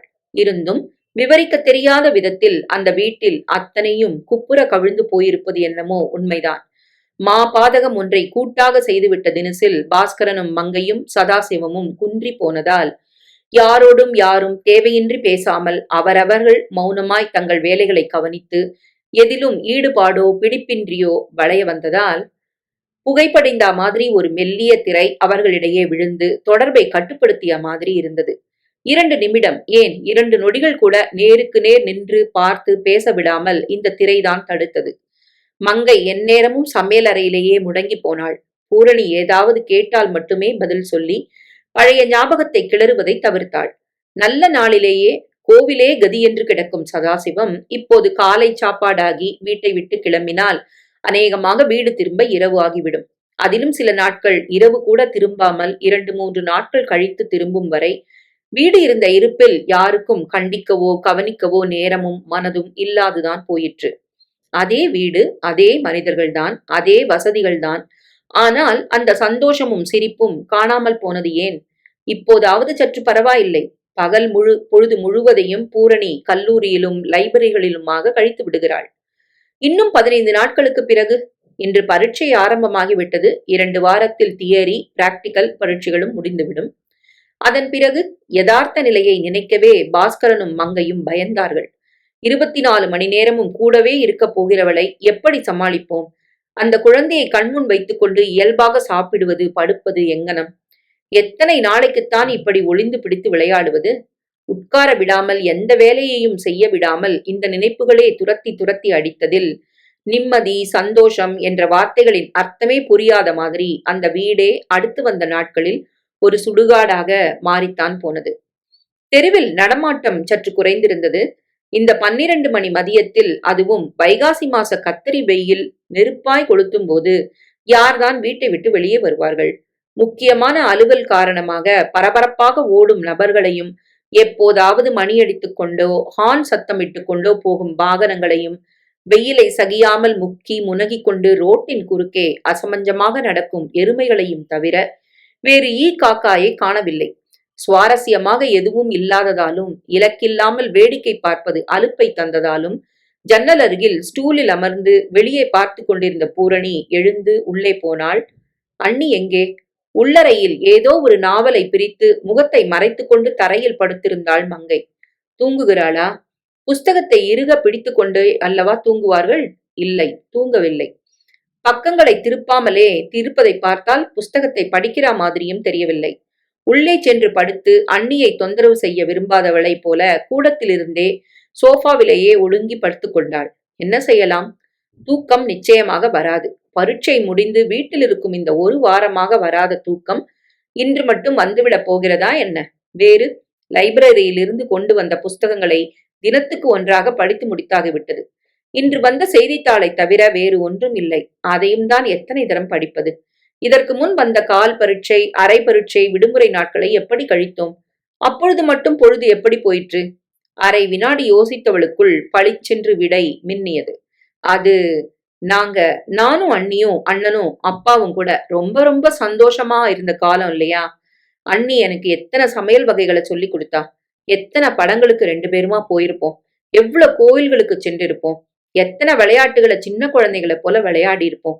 எத்தனை எத்தனை எத்தனை பொழுதுபோக்குகள்! அத்தனையிலும் இப்போது ஒன்று கூட இல்லாமல் போயிற்றே, ஏன்? யார் காரணம் இந்த மயான அமைதிக்கு? சட்டென்று ராஜனின் நினைவு வந்தது. யார் நீ? உனக்கும் எனக்கும் என்ன தொடர்பு? எங்கே இருந்து வந்தாய்?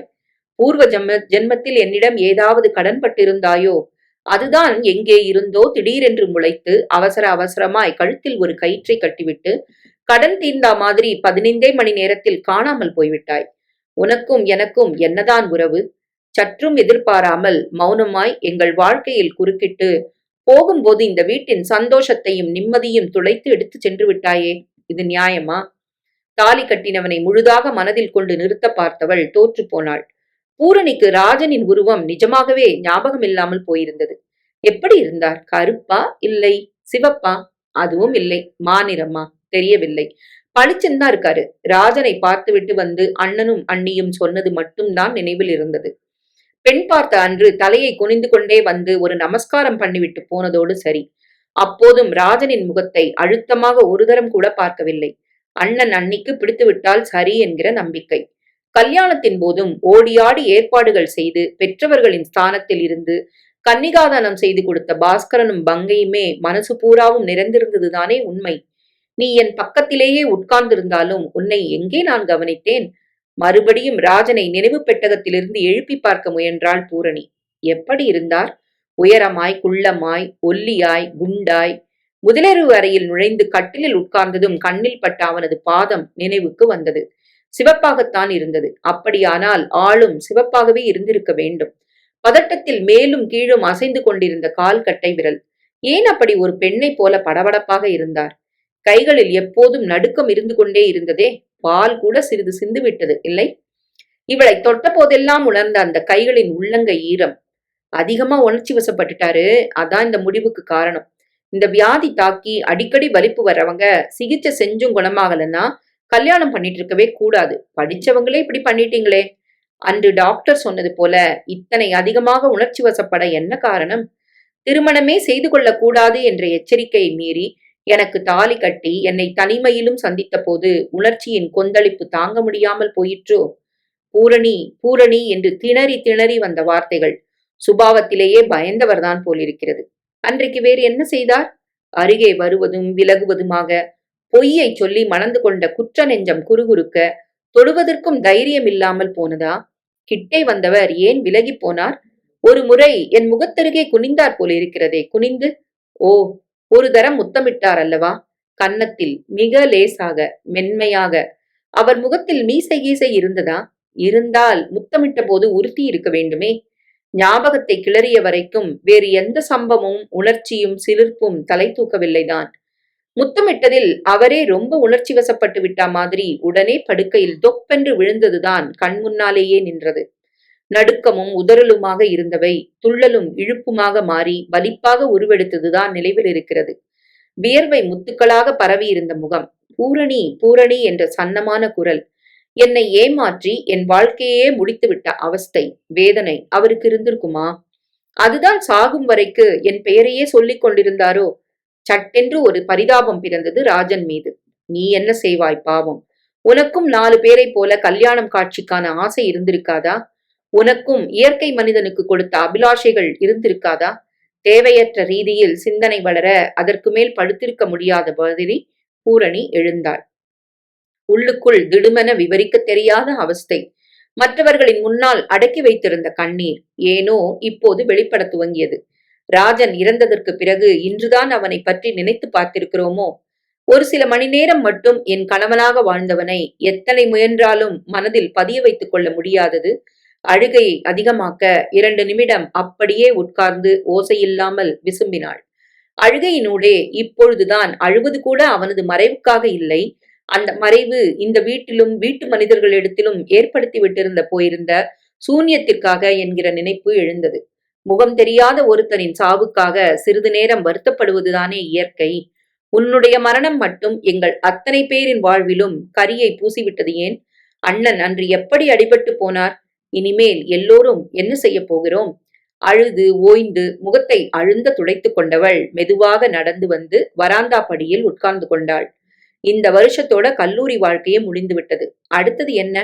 செய்வதற்கு ஒன்றுமே இல்லாமல், பேசுவதற்கு யாரும் இல்லாமல், இப்படியே இருந்தால் மக்கி போய்விட மாட்டேனா?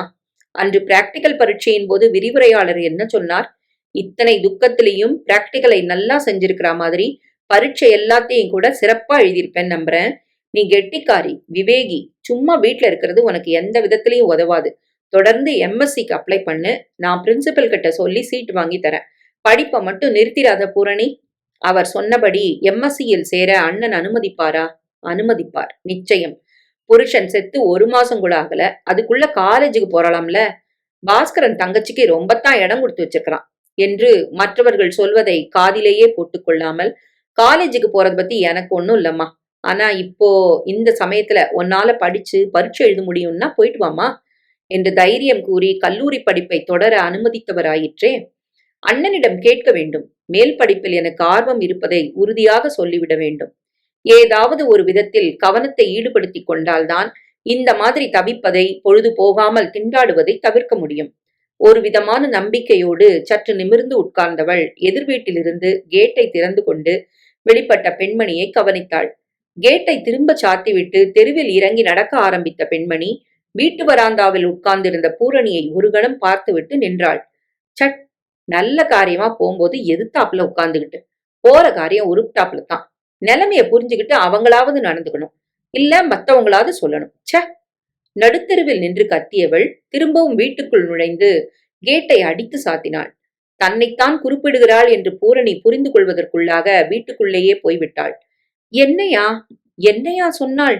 போற காரியம் உருப்படாது என்று என்னை பார்த்தா சொன்னாள்? நாத்தியும் மதனியும்னா நம்ம பூரணியும் மங்கையும் போல இல்ல இருக்கணும். ஒரு சண்டை உண்டா, சச்சரவு உண்டா? என்ன ஒத்துமை, என்ன ஒத்துமை. சேர்ந்து சேர்ந்து 2 பேரும் போறத பார்த்தாவது மத்தவங்களுக்கு புத்தி வரட்டும். பூரணிய சொல்லு, மகாலட்சுமி ஆட்டம். என்ன அழகு, பதவிசு. கண்பட்டு விடுகிற தினசில் வாய் ஓயாமல் சொல்லிக் கொண்டிருந்தவளா இப்போது இப்படி சொல்கிறாள்? இது என்ன அசட்டுத்தனம்? என்னுடைய நிலைக்கு நானா காரணம்? ராஜனின் மீது சற்று முன் ஏற்பட்ட பரிதாபம் மறைந்து சுறுசுறுவென கோபம் எழுந்தது. என்னுடைய நிலைக்கு நீதானே காரணம். உண்மையை மறைத்து என்னை சேற்றில் தள்ளின உன் மனிதர்கள் தானே காரணம். எதுவுமே பிடிக்காமல் போய் மனதில் ஒரு கசப்பு தோன்ற சடக்கென எழுந்தாள். யார் கண்ணிலும் படாமல் உட்கார வேண்டும் போன்ற விருப்பத்தில் வேகமாக மொட்டை மாடிக்கு சென்றவள் நெஞ்சின் சுமை தாங்க மாட்டாது போக முழங்கால்களில் முகத்தை பதித்து மெதுவாக அழ முற்பட்டாள். அன்று பரீட்சை முடிவுகள் வந்திருந்தன. பூரணி முதல் வகுப்பில் பாஸ் செய்திருந்தாள். கங்க்ராட்ஸ் பூரணி. அத்தனை வருத்தத்திலையும் மூலையில உட்கார்ந்துராம படிச்சு முதல் வகுப்புல பாஸ் பண்ணது எங்களுக்கெல்லாம் பெருமையா இருக்கு. ஆனாலும் உனக்கு மூளை அதிகம்தான். மேல என்ன, எம்எஸ்சி தானே? சிநேகிதிகள் பலரும் வீடு தேடி வந்து ஆத்மார்த்த மகிழ்ச்சியுடன் வாழ்த்துக்களை தெரிவிக்க பூரணி ஆகாயத்தில் மிதந்தாள். இத்தனை பாராட்டுகளையும் முதலில் அண்ணியிடம் தெரிவிக்க வேண்டும். பேச்சோடு பேச்சாக எம்எஸ்சி படிக்க விரும்புவதையும் சொல்லிவிட வேண்டும். 2 நாளைக்குள் விண்ணப்பத்தை அனுப்பினால்தானே சீட் கிடைக்க வசதியாக இருக்கும். அண்ணன் வருவதற்குள் பிள்ளையார் கோவிலுக்கு சென்று பரபரப்பாக வீட்டுக்கு திரும்பியவள் கூடத்தில் அண்ணன், அண்ணி, அப்பா எல்லோரும் உட்கார்ந்திருப்பதை கவனித்தாள். என்ன திடீர்னு? என் பரீட்சை முடிவுக்காக காத்துக்கிட்டு இருக்கிறாங்களா? எல்லார் முகத்திலும் மலர்ச்சி தெரிவதாக தோன்றியது. ஒருவேளை நான் பாஸ் பண்ணிவிட்டது முன்பே தெரிந்து விட்டதோ? செருப்புகளை அவிழ்த்துவிட்டு பார்வையில் கேள்விக்குறியோடு அண்ணனை ஏறிட்டாள். வா வா பூரணி, ரிசல்ட் வந்துடுச்சா? முத வகுப்புல பாஸ்னா. குட். குரலில் பெருமை வழிய சொன்னவளுக்கு அண்ணனின் வெறும் குட் ஏமாற்றத்தையே தந்தது. அவ்வளவுதானா? சந்தோஷப்படுவாங்க, பெருமையோடு ஆனந்தப்படுவாங்க. மேல என்னம்மா செய்ய போறன்னு கேட்பாங்க என்று பார்த்தால், பூரணி, என்னன்னா உன்கிட்ட ஒரு சந்தோஷமான சமாச்சாரம் சொல்லணும். என்னன்னு நீ கேட்கலையே பூரணி? என்னன்னா? பாஸ்கரன் முன்னால் சாய்ந்து உட்கார்ந்தான். மங்கை சந்தோஷம் கலந்த பரிதவிப்போடு அவன் அருகில் தரையில் உட்கார்ந்திருந்தாள். என்றைக்கும் கண்ணை மூடிக்கொண்டு நிஜத்தை எதிர்நோக்க பயந்தா மாதிரி இருக்கும் அண்ணன் இன்று மகிழ்ச்சியான எதிர்பார்ப்போடு இருப்பது புரிந்தது. என்ன விஷயம்? எங்க ஆபீஸ்ல கேஷியரா வேலை செய்யற கதிரேசன் அவனுக்கு தெரிஞ்சிருக்கும்னு நினைக்கிறேன். கதிரேசன்? எந்த கதிரேசன்? மாநிறமாக, எளிமையாக, அதிகம் பேசாமல் 2 தரம் வீட்டுக்கு வந்திருக்கும் கதிரேசனா? நான் டைபாய்ட்ல 1 மாசம் போல படுத்துட்டு இருந்தப்போ அப்பப்ப வீட்டுக்கு வருவானே, அவன்தாம்மா. நினைப்பு இருக்குல்ல? இருந்தது. எழுந்து நடமாட முடியாத நிலையில் அண்ணன் இருந்தபோது 1ஆம் தேதி டான் என்று வீட்டுக்கு வந்து 1 டஜன் ஆரஞ்சு பழங்களையும் அண்ணனின் சம்பள பணத்தையும் கொடுத்து விட்டு போனவன் தானே. என்ன அவசரம்பா, லீவ் முடிஞ்சு நானே வந்துட்டு இருப்பேனே, நீ ஏன் சிரமப்படுற? இருக்கட்டுங்க, இந்த சமயத்துல உங்க மெடிக்கல் செலவுக்கு இந்த பணம் தேவையா இருக்கலாம், உடம்ப நல்லா கவனிச்சுக்கங்க. தொடர்ந்து 2, 3 தரம் வந்து ஆபீஸ் நிலவரங்களை சொல்லி 10 நிமிஷம் போல இருந்து விட்டு போனவன் தானே. அவனுக்கு என்ன, ஒண்ணும் இல்ல, போன வாரம் ஒரு நாள் மத்தியானம் சாப்பாட்டு நேரத்துல என்கிட்ட வந்து உன்கிட்ட கொஞ்சம் பேசணும் சார்னு தயங்கிட்டு நின்னான். இன்னைக்கு வரைக்கும் யார்கிட்டயும் எந்த உதவியும் அவன் கேட்டதே இல்லைங்கிறதுனால என்கிட்ட இப்படி தயங்குனது புதுசா இருந்துச்சு. என்ன விஷயம்னு விசாரிச்சேன். அவன் பாஸ்கரன் லேசாக தயங்கினான். 1 நிமிட மௌனத்திற்கு பிறகு திரும்ப ஆரம்பித்தான். அவன் அவன் உன்னை கட்டிக்க விரும்புறாம்மா. என்னது, கல்யாணமா? எனக்கா? திரும்பவுமா? இது என்ன புதுக்கதை? பழைய கதை முடிந்து 5, 6 மாதம் கூட ஆகவில்லை, அதற்குள் அடுத்ததா? நான் சொன்னது புரியுதாம்மா? பூரணி பேசாமலே உட்கார்ந்திருந்தாள். பூரணி, ம், நீ என்னம்மா சொல்ற? சொல்றதுக்கு என்னன்னா இருக்கு? பாஸ்கரன் நிமிர்ந்தான். அப்படின்னா, எல்லாத்தையும் மறந்துட்டு இப்பதான் படிப்புல புத்திய செலுத்த ஆரம்பிச்சிருக்கேன். மறுபடியும் புரியுதுமா, உன் வாழ்க்கையை கெடுத்துட்டேன்னு என்கிட்ட கோவப்படுறது வாஸ்தவம் தான். அதுக்கு பிராயச்சித்தமா உனக்கு ஒரு நல்லது செய்ய ஒரு வாய்ப்பு கொடுமா. அண்ணா, அவருக்கு என் நிலைமை தெரியுமா? தெரியாம என்னம்மா, உன் கல்யாணத்துக்கு அந்த கருமாதி கூட வந்திருந்தானே, அது முடிஞ்சு 6 மாசம் கூட ஆகல. அதுக்குள்ள அதையே நினப்புல வச்சுக்கிட்டு பேசாத பூரணி. போன வாரம் கதிரேசன் என்கிட்ட கேட்டப்போ நானும் இதேதான் சொன்னேன். கொஞ்சம் கோச்சிக்க கூட செஞ்சேன். எல்லாம் முடிஞ்சு நாங்க ரொம்ப நொந்து போயிருக்கிறோம். அடுத்தது பத்தி இன்னும் யோசிக்கவே இல்ல. இன்னொரு மாப்பிள்ள பாக்குறதா இருந்தா உனக்கு சொல்லி அனுப்புறோன்னு காட்டமா பேசினேன். ஆனா அவன் தொடர்ந்து பயப்படாம, என்னை பத்தி உங்களுக்கு நல்லா தெரியும் சார், 8 வருஷமா அவங்க கூட தான் வேலை செய்யறேன், பூரணியை பத்தி எல்லாம் தெரிஞ்சுக்கிட்டு தான் பேசுறேன் சார், அவளை கட்டிக்கணும்னு மனப்பூர்வமா நான் விரும்புறேன்னு சொன்னான். கூடவே இன்னொரு விஷயமும் சொன்னான். என்ன தெரியுமா பூரணி? என்ன என்பது போல் பார்த்தாள் பூரணி. அவன் சொன்னதும் நான் தகைச்சு போயிட்டேன். ஏன், இது முன்னாலேயே தெரியலன்னு மனசு கிடந்து அடிச்சுக்குது. பூரணிய கட்டிக்கணும்னு ஆசைப்படுறதுக்கு காரணம், அவளுக்கு ஒரு வாழ்வு தரணுங்கிறதோ இல்ல உங்களுக்கு உதவணும்ன்றதோ இல்ல சார். நான் பூரணிய ரொம்ப நாளா நேசிக்கிறேன். உங்க வீட்டுக்கு முதலா வந்தப்பவே அவ பேர்ல ஒரு பிரியம் விழுந்து போச்சு. அவளோட அமைதியான குணம் எனக்கு ரொம்ப பிடிச்சு போச்சு. அத உங்ககிட்ட எப்படி சொல்றதுன்னு தவிச்சுக்கிட்டு இருந்த நேரத்துல அவளுக்கு கல்யாணம் நிச்சயம் பண்ணிட்டுதா எங்களுக்கெல்லாம் பத்திரிக்கை கொடுத்தீங்க. நான் ஏமாந்து போயிட்டேன். அந்த நிமிஷத்துல கூட என் விருப்பத்தை சொல்லி அவ கல்யாணத்தை நிறுத்திடலாமான்னு யோசிச்சேன். ஆனா அது தப்புன்னு என் மனசுக்கு பட்டுச்சு. பேசாம இருந்துட்டேன். அவ நல்லா வாழணும்னு பிரார்த்தனை பண்ணிட்டு அந்த கல்யாணத்துக்கும் வந்திருந்தேன். ஆனா அவ வாழ்க்கை இப்படியாவும் நான் நினைச்சே பார்க்கல சார். இப்ப எதுக்கு இதெல்லாம் சொல்லிக்கிட்டு? என்னை பொறுத்த வரைக்கும் பூரணிக்கு இன்னும் கல்யாணமே ஆகலன்னு வச்சுக்கிட்டு இருக்கேன். அதனால அவளை நானே விருப்பப்பட்டு கட்டிக்க நினைக்கிறேன் சார்ன்னு அவன் சொன்னப்போ உண்மையாவே நான் ஆடி போயிட்டம்மா. உணர்ச்சி வசப்பட்ட தினசில் பாஸ்கரன் எழுந்து இப்படியும் அப்படியும் நடந்தான். 1 வாரமா எனக்குள்ள ஒரே குழப்பம். என்ன செய்வோன்னு யார்கிட்டையும் எதுவும் பேசாம தனியா உட்கார்ந்து யோசனை பண்ண கதிரேசனோட பரிசுத்தமான அன்போட ஆழத்தை புரிஞ்சுக்க முடிஞ்சது. இந்த பையன் இத்தனை நாள் என் கண்ணுல ஏன் படலன்னு நான் நினைக்கிறேன். உனக்கு எதுவுமே நடக்கலனாலும் படிப்பை முடிச்சுட்டு இருக்கிற உனக்கு இனிமேதான் கல்யாணம்னு நானும் கதிரேசன் மாதிரியே நம்புறேன். பூரணி. பூரணி சலனம் இல்லாமல் இருந்தாள். கதிரேசன் என்னை காதலிக்கலாம், ஆனால் இதை இப்போது தெரிந்து கொண்டு என்ன செய்ய போகிறேன்? எனக்குத்தான் எல்லாமே முடிந்து விட்டதே. மறுபடியும் மறுபடியும் இந்த உறவுகளில் மாட்டிக்கொள்ள நான் தயாராக இல்லை. நான் இப்படியே இருந்து விடுகிறேன். கதிரேசனுக்கு வேறு பொண்ணா கிடைக்க மாட்டாள். முகம் கூட நினைவில்லாதவனானும் நான் இன்னமும் திருமதி ராஜன் தானே. என்னம்மா யோசிக்கிற? வலிய வர்ற வாய்ப்பை வேணான்னு ஒதுக்கிடாதம்மா. உன் வாழ்க்கைய கெடுத்துட்டேனேன்னு நான் குமுறாத நாள் இல்ல. அதை சரி பண்ண ஒரு சான்ஸ் கூட. பூரணி சுவரில் சாய்ந்து கொண்டாள். வார்த்தைகளை தேடி பிடித்து தீர்மானமான குரலில் பேசினாள். நீங்க சொல்றதும் நினைக்கிறதும் எனக்கு புரியுதுன்னா, ஆனா என்னை பொறுத்த வரைக்கும் என் வாழ்க்கை முடிஞ்சு போச்சு. இன்னொரு தரம் இத்தனையும் ஆரம்பிச்சு நடக்கிறத தாங்கிக்க என் மனசுல பலு இல்ல. எனக்கு அதுல விருப்பமும் இல்ல.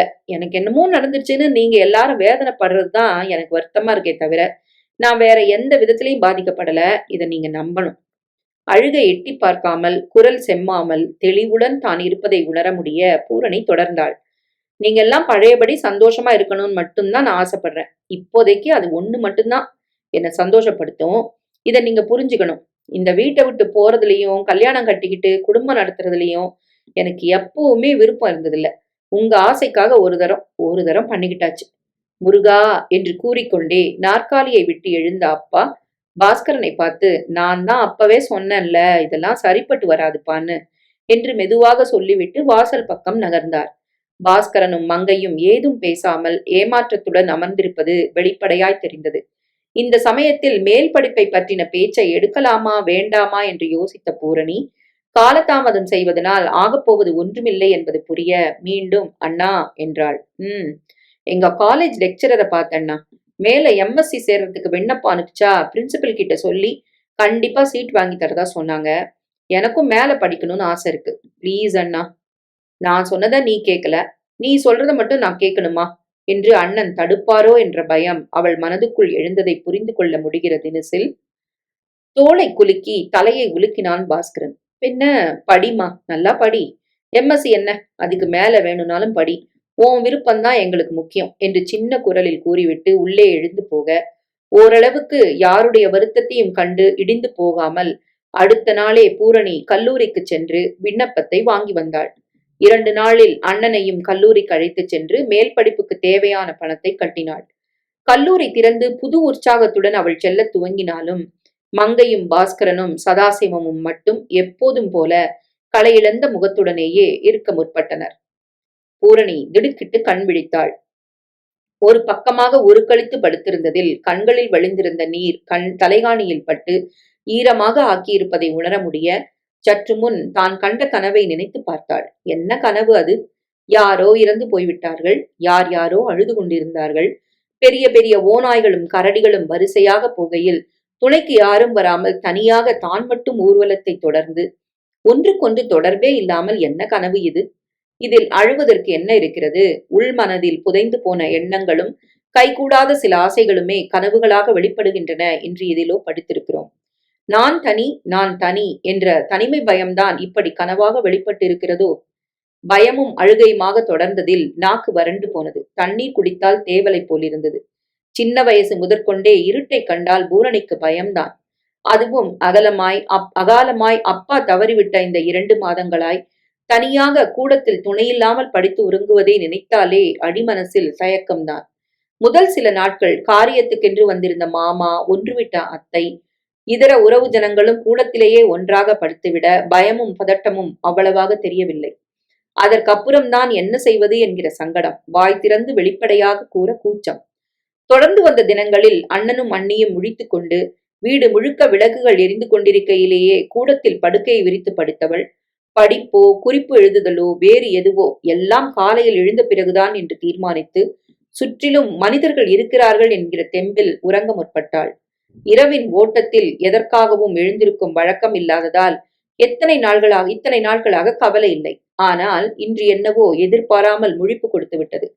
தாகம் அதிகமாக தைரியத்தை வரவழைத்துக் கொண்டு எழுந்து மெதுவாக நடந்து சுவிட்ச் இருக்கும் இடத்தை உத்தேசமாக கண்டுபிடிச்சு பட்டனை அமுக்கினாள். விளக்கு ஏறிய துவங்கி ஒரு வினாடி போவதற்குள் யாரு விளக்க போடுறது என்று குரல் வர திரும்பினவள் திடுக்கிட்டாள். கூடத்தின் அந்த கோடியில் பாஸ்கரன். பூரணியா, என்னம்மா வேணும்? ஒண்ணுமில்ல, தாகமா இருந்துச்சு, தண்ணி குடிக்கலான்னு. பானையிலிருந்து தண்ணீரை மொண்டு குடித்தவள் விளக்கை திரும்ப அணைக்கும் முன் திடுமென நினைத்து கொண்ட மாதிரி கேட்டாள். ஏன்னா இங்க படுத்திருக்கிறீங்க, உள்ள படுக்கல? வந்து உள்ள ஒரே புழுக்கமா இருந்துச்சு, அதான். தெற்கு பக்கமாக ஜன்னல்களை வைத்துக்கொண்டு அந்த வீட்டில் காற்று உருப்படியாக வரும் இடமே அந்த உள்ளறைதான். அதுவா புழுக்கமாக இருக்கிறது என்று இங்கே வந்து படுத்திருக்கிறார்? பூரணிக்கு ஆச்சரியமாக இருந்தது. பக்கத்து வீட்டில் தோட்டத்தை அழித்துவிட்டு ஒரு அவுட் ஹவுஸ் கட்டி வாடகைக்கு விட்டிருக்கிறார்களே, உள்ளறைக்கு வரும் காற்றை அந்த குட்டி வீடு தடுக்கிறதோ? அன்றைக்கு சந்தேகம் ஏதும் தோன்றாமல் அண்ணன் சொன்னதை அப்படியே நம்பினவளுக்கு அடுத்து வந்த நாட்களில் நடந்தவை லேசான பிராண்டலை உண்டாக்கியது உண்மை. ஊதக்காற்றும் மழையும் பாதி ராத்திரிக்கு மேல் ஊய் என்று கிளம்ப விழிப்பு கண்டு குளிர்கிறதே, ஃபேனை நிறுத்தி விடலாம் என்று விளக்கை போட்டவளுக்கு பாஸ்கரன் கூடத்திலேயே படுத்திருப்பது தெளிவாக தெரிந்தது. அன்றுதான் புழுக்கம், இன்று என்ன? அங்க சாரல் ரொம்ப அடிக்குதுமா, மூக்கு வேற லேசா கொணங்குதா, அதான் இங்கே படுத்துட்டேன் என்று இவள் கேட்பதற்கு முன்பே முந்திக்கொண்டு பதில் சொன்னவன் தன்னையும் அறியாமல் பூரணியின் மனதில் சந்தேகத்தை விதைத்தான். தனக்கு சாதகமாக காரணங்களை கற்பித்துக் கொண்டு மழுப்பலும் திக்கலுமாக அண்ணன் பேசியது எதையோ மறைக்கிறான் என்பதை உறுதியாக்க நமவென சின்னதாய் நெஞ்சுக்குள் ஒரு உறுத்தல். என்னவாக இருக்கும்? அன்னையுடன் ஏதாவது மனஸ்தாபமா? அதுதான் தினம் இப்படி விலகி படுக்கிறாரா? நிதானமாக யோசித்து பார்த்ததில் அண்ணன் கொஞ்ச நாளாகவே எல்லோரிடமிருந்து விலகியே நிற்பதாக தோன்றியது. ஆபீஸில் வேலை அதிகம் என்று காலையில் ரொம்ப சீக்கிரமே வீட்டை விட்டு கிளம்பி விடுபவர் இரவு 8க்கோ 8:30க்கோ தான் திரும்புகிறார். இது அண்ணிக்கு எரிச்சலை தந்திருக்குமோ? அண்ணி சாதாரணமாக லேசில் கோபப்படும் ரகம் இல்லையே. அப்புறம் இவர்களை விலகி நிற்கச் செய்த விஷயம் என்னவாக இருக்கும்? கொட்டும் மழையின் ஓசையை கேட்டபடி என்னென்னவோ சிந்தனைகளோடு தூக்கம் வராமல் புரண்டவள் விடியற் காலையிலேயே எழுந்து கொண்டாள். பல் தேய்த்து முகம் கழுவிவிட்டு வந்து ஃபில்டரில் பொடி போட்டு லேசாக அமுக்கி வெந்நீரை ஊற்றும் போது மங்கை எழுந்து வந்தாள். குளியலறைக்கு சென்று திரும்பி பரபரவென உள்ளே நுழைந்தவள், நீ ஏம்மா சிரமப்படுற? நான் இதெல்லாம் செய்ய மாட்டேனா என்ன? பூரணி பதில் கூறாமல் மென்மையாக சிரித்தாள். சில நிமிடங்களில் பால் காய்ந்ததும் லோட்டாக்களில் காஃபியை கலந்து நீட்டினாள். இந்தாங்க, அண்ணனுக்கு கொடுத்துட்டு நீங்களும் குடிங்க. கையில் காஃபியுடன் தயங்கி தயங்கி மங்கை உள்ளறைக்கு போனதும் அங்கிருந்து சன்னமாக குரல்கள் காதில் விழுந்தன. என்னங்க? காஃபி அப்படி வச்சுட்டு போ. ஆறிட போதுங்க. வச்சிட்டல்ல, பேசாம போகாம ஏன் தொணன்னு. தொடர்ந்து அரை மணிக்கெல்லாம் குளித்து தயாராகி டிஃபன் என்ற குரல் கொடுத்து கூடத்தில் இருந்தபடியே சாப்பிட்டு முடித்து யாரிடமும் எதுவும் சொல்லாமல் வேகமாக பாஸ்கரன் வெளியேற என்ன ஏது என்று புரிந்து கொள்ள முடியாமலேயே அடுத்த 2 நாட்களும் ஓட பூரணியின் தவிப்பு அதிகமானது. அண்ணி என்ன தவறு செய்தாள்? அண்ணன் ஏன் இப்படி சுடுசுடுக்கிறார்? கேள்விகள் அதிகமாக அதிகமாக எப்படியும் இன்று அண்ணியிடம் இது பற்றி பேசிவிட வேண்டும் என்று முடிவு செய்துவிட்டு மாலையில் கல்லூரியிலிருந்து வந்தவுடன் மெதுவாக மங்கையிடம் பேச்சு கொடுத்து பார்த்தாள். அண்ணி, அண்ணி, நாம வெளியே வாசல்ல போய் ரொம்ப நாள் ஆகுது. இன்னைக்கு எங்கேயாச்சும் போலாமா? வேணாமா. ஏன் அண்ணி? கடைக்கு, கோயிலுக்கு, இல்ல வேற எங்கேயாவது ஒரு 10 நிமிஷம்? இன்னைக்கு வேணாம் பூரணி, எனக்கு தலை வலிக்குது. வெளியிடங்களுக்கு சென்று சிறிது நேரம் வீட்டை மறந்திருந்தால் அன்னிக்கும் தனக்கும் நடுவில் ஒரு சகஜபாவம் வரலாம் என்றவளின் நினைப்பு தப்பு கணக்காகிவிட்டது. தைலத்தை தடவிக்கொண்டு உள்ளே சென்று படுத்து விட்டவளிடம் மேற்கொண்டு என்ன பேசுவதென்று தவித்தவள் தன் முயற்சியை தொடரும் தினசில் மறுநாளும் சென்று, அண்ணி, இன்னைக்கு ஏதாச்சும் புது ஐட்டமா செய்யலாமா? தினம் ராத்திரிக்கும் குழம்பு ரசம்னு போர் அடிச்சு போச்சு என்றாள். வேணாம் பூரணி, இருக்கிறதே போதும். புதுசா ஏதாச்சும் செஞ்சா இது வேஸ்ட் ஆயிடும்.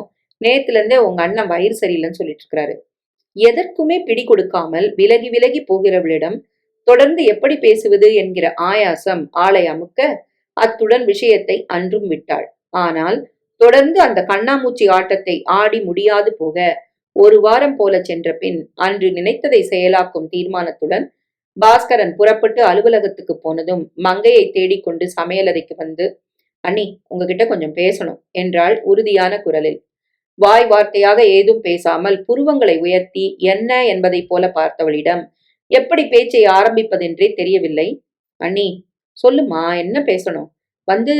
உங்களுக்கு வார்த்தைகள் தொண்டையில் சிக்கி வெளிவர மறுத்தன. நீங்களும் அண்ணனும் பேசிக்கிறது இல்லையே, ஏதாவது சண்டையா என்று எப்படி கேட்பது? தயங்கி தயங்கி, ஏன் இப்பெல்லாம் எப்படியோ வருத்தமா இருக்கீங்க அண்ணி? என் மேல ஏதாச்சும் கோவமா என்று முடிப்பதற்குள் வேர்த்து விறுவிறுத்து போக பேச்சு குழறலாக வெளிவந்தது. எதையோ கேட்கப் போய் எதையோ கேட்டு சட் வலிய வரவழைத்துக் கொண்ட தினசில் ஒரு சின்ன சிரிப்போடு மங்கை இவள் கைகளை பிடித்துக் கொண்டாள். ஒன்னும் இல்லம்மா, ஒரு விஷயமும் இல்ல. நீயா ஏதாவது கற்பனை பண்ணிக்காத. காலேஜுக்கு நேரமாகல, சாப்பிடவாம்மா. அண்ணி மழுப்புவது அவஸ்தையை அதிகமாக்க பூரணி கெஞ்சலாக பேசினாள். ப்ளீஸ் அண்ணி, சொல்லுங்க. என்ன சொல்லணும்? ஏன் நீங்களும் அண்ணனும் எப்படியோ இருக்கிறீங்க? எப்படியும் இல்ல, நீ சாப்பிடவா? இல்ல, நீங்க எதையோ மறைக்கிறீங்க. 1 வாரமா நானும் பாக்குறேனே. அண்ணன் காரணம் இல்லாம எரிஞ்சு விடுறதையும் தனியா கூடத்துல படுக்க. அவளை முடிக்க விடாமல் மங்கை லேசான கோபத்துடன் குறுக்கிட்டாள். ஒண்ணும் இல்லைன்னா விட்டுடணும், சும்மா தொணன்னு. இப்ப நீ சாப்பிட வரப்போறியா இல்லையா? உனக்கு சம்பந்தம் இல்லாத சமாச்சாரங்கள்ல மூக்க விடாத என்கிற மாதிரி மங்கை பேசிவிட அழுத்தமாக அவளை ஒரு தரம் பார்த்துவிட்டு பூரணி வெளியே வந்தாள். ஒன்றுமில்லை என்று எத்தனை எளிதாக சொல்லிவிட்டாள். நிஜமாகவே ஒன்றுமில்லையா? பொய். ஒருவரோடு ஒருவர் பேசுவதில்லை. அண்ணி கிட்ட வந்தாலே அண்ணன் சிடுசிடுக்கிறார். இவள் இங்கே நின்றால் அவர் அந்த கோடிக்கு போய்விடுகிறார். தவிர இந்த பேச்சை எடுத்தால் அன்னிக்கு மூக்குக்கு மேல் கோபம் வருகிறதே. என்னவோ இருக்கிறது நிச்சயம். கல்லூரிக்கு போன பின்னாலும் எந்த பாடத்திலும் மனசு லயிக்காமல், குறிப்பெடுக்க நூலகத்திற்கு போனாலும் இருப்பு கொள்ளாமல், ஒன்றுமே இயலாமல் பரிதவித்தவள் பிடிவாதமாக இதையே திரும்ப ஆரம்பித்து அண்ணியிடம் மறுபடி பேசினால் என்ன என்கிற எண்ணம் தோன்ற மதிய வகுப்புகளுக்கு வர இயலாது தலைவலி என்று லெக்சரரிடம் சாக்கு சொல்லிவிட்டு கல்லூரியை விட்டு வெளியே வந்தாள். பஸ் ஸ்டாண்டிற்கு வந்து 1/4 மணியாக நின்றும் பஸ் ஏதும் வருகிற மாதிரி இல்லை. மணி 2:40. மதிய வேளைகளில் இது ஒரு பிரச்சனை. வெயிலும் வியர்வையுமாக தவிக்கும் போதுதான் நின்று கொண்டே இரு என்று சபிக்கிற மாதிரி ஒரு பஸ்ஸும் வராது. இனி நின்று பயனில்லை, ஆட்டோ பிடித்து போய்விடலாம் என்று முடிவுக்கு வந்தவள் காலியாக வந்த ஆட்டோவில் ஏறி விலாசத்தை கூறினாள்.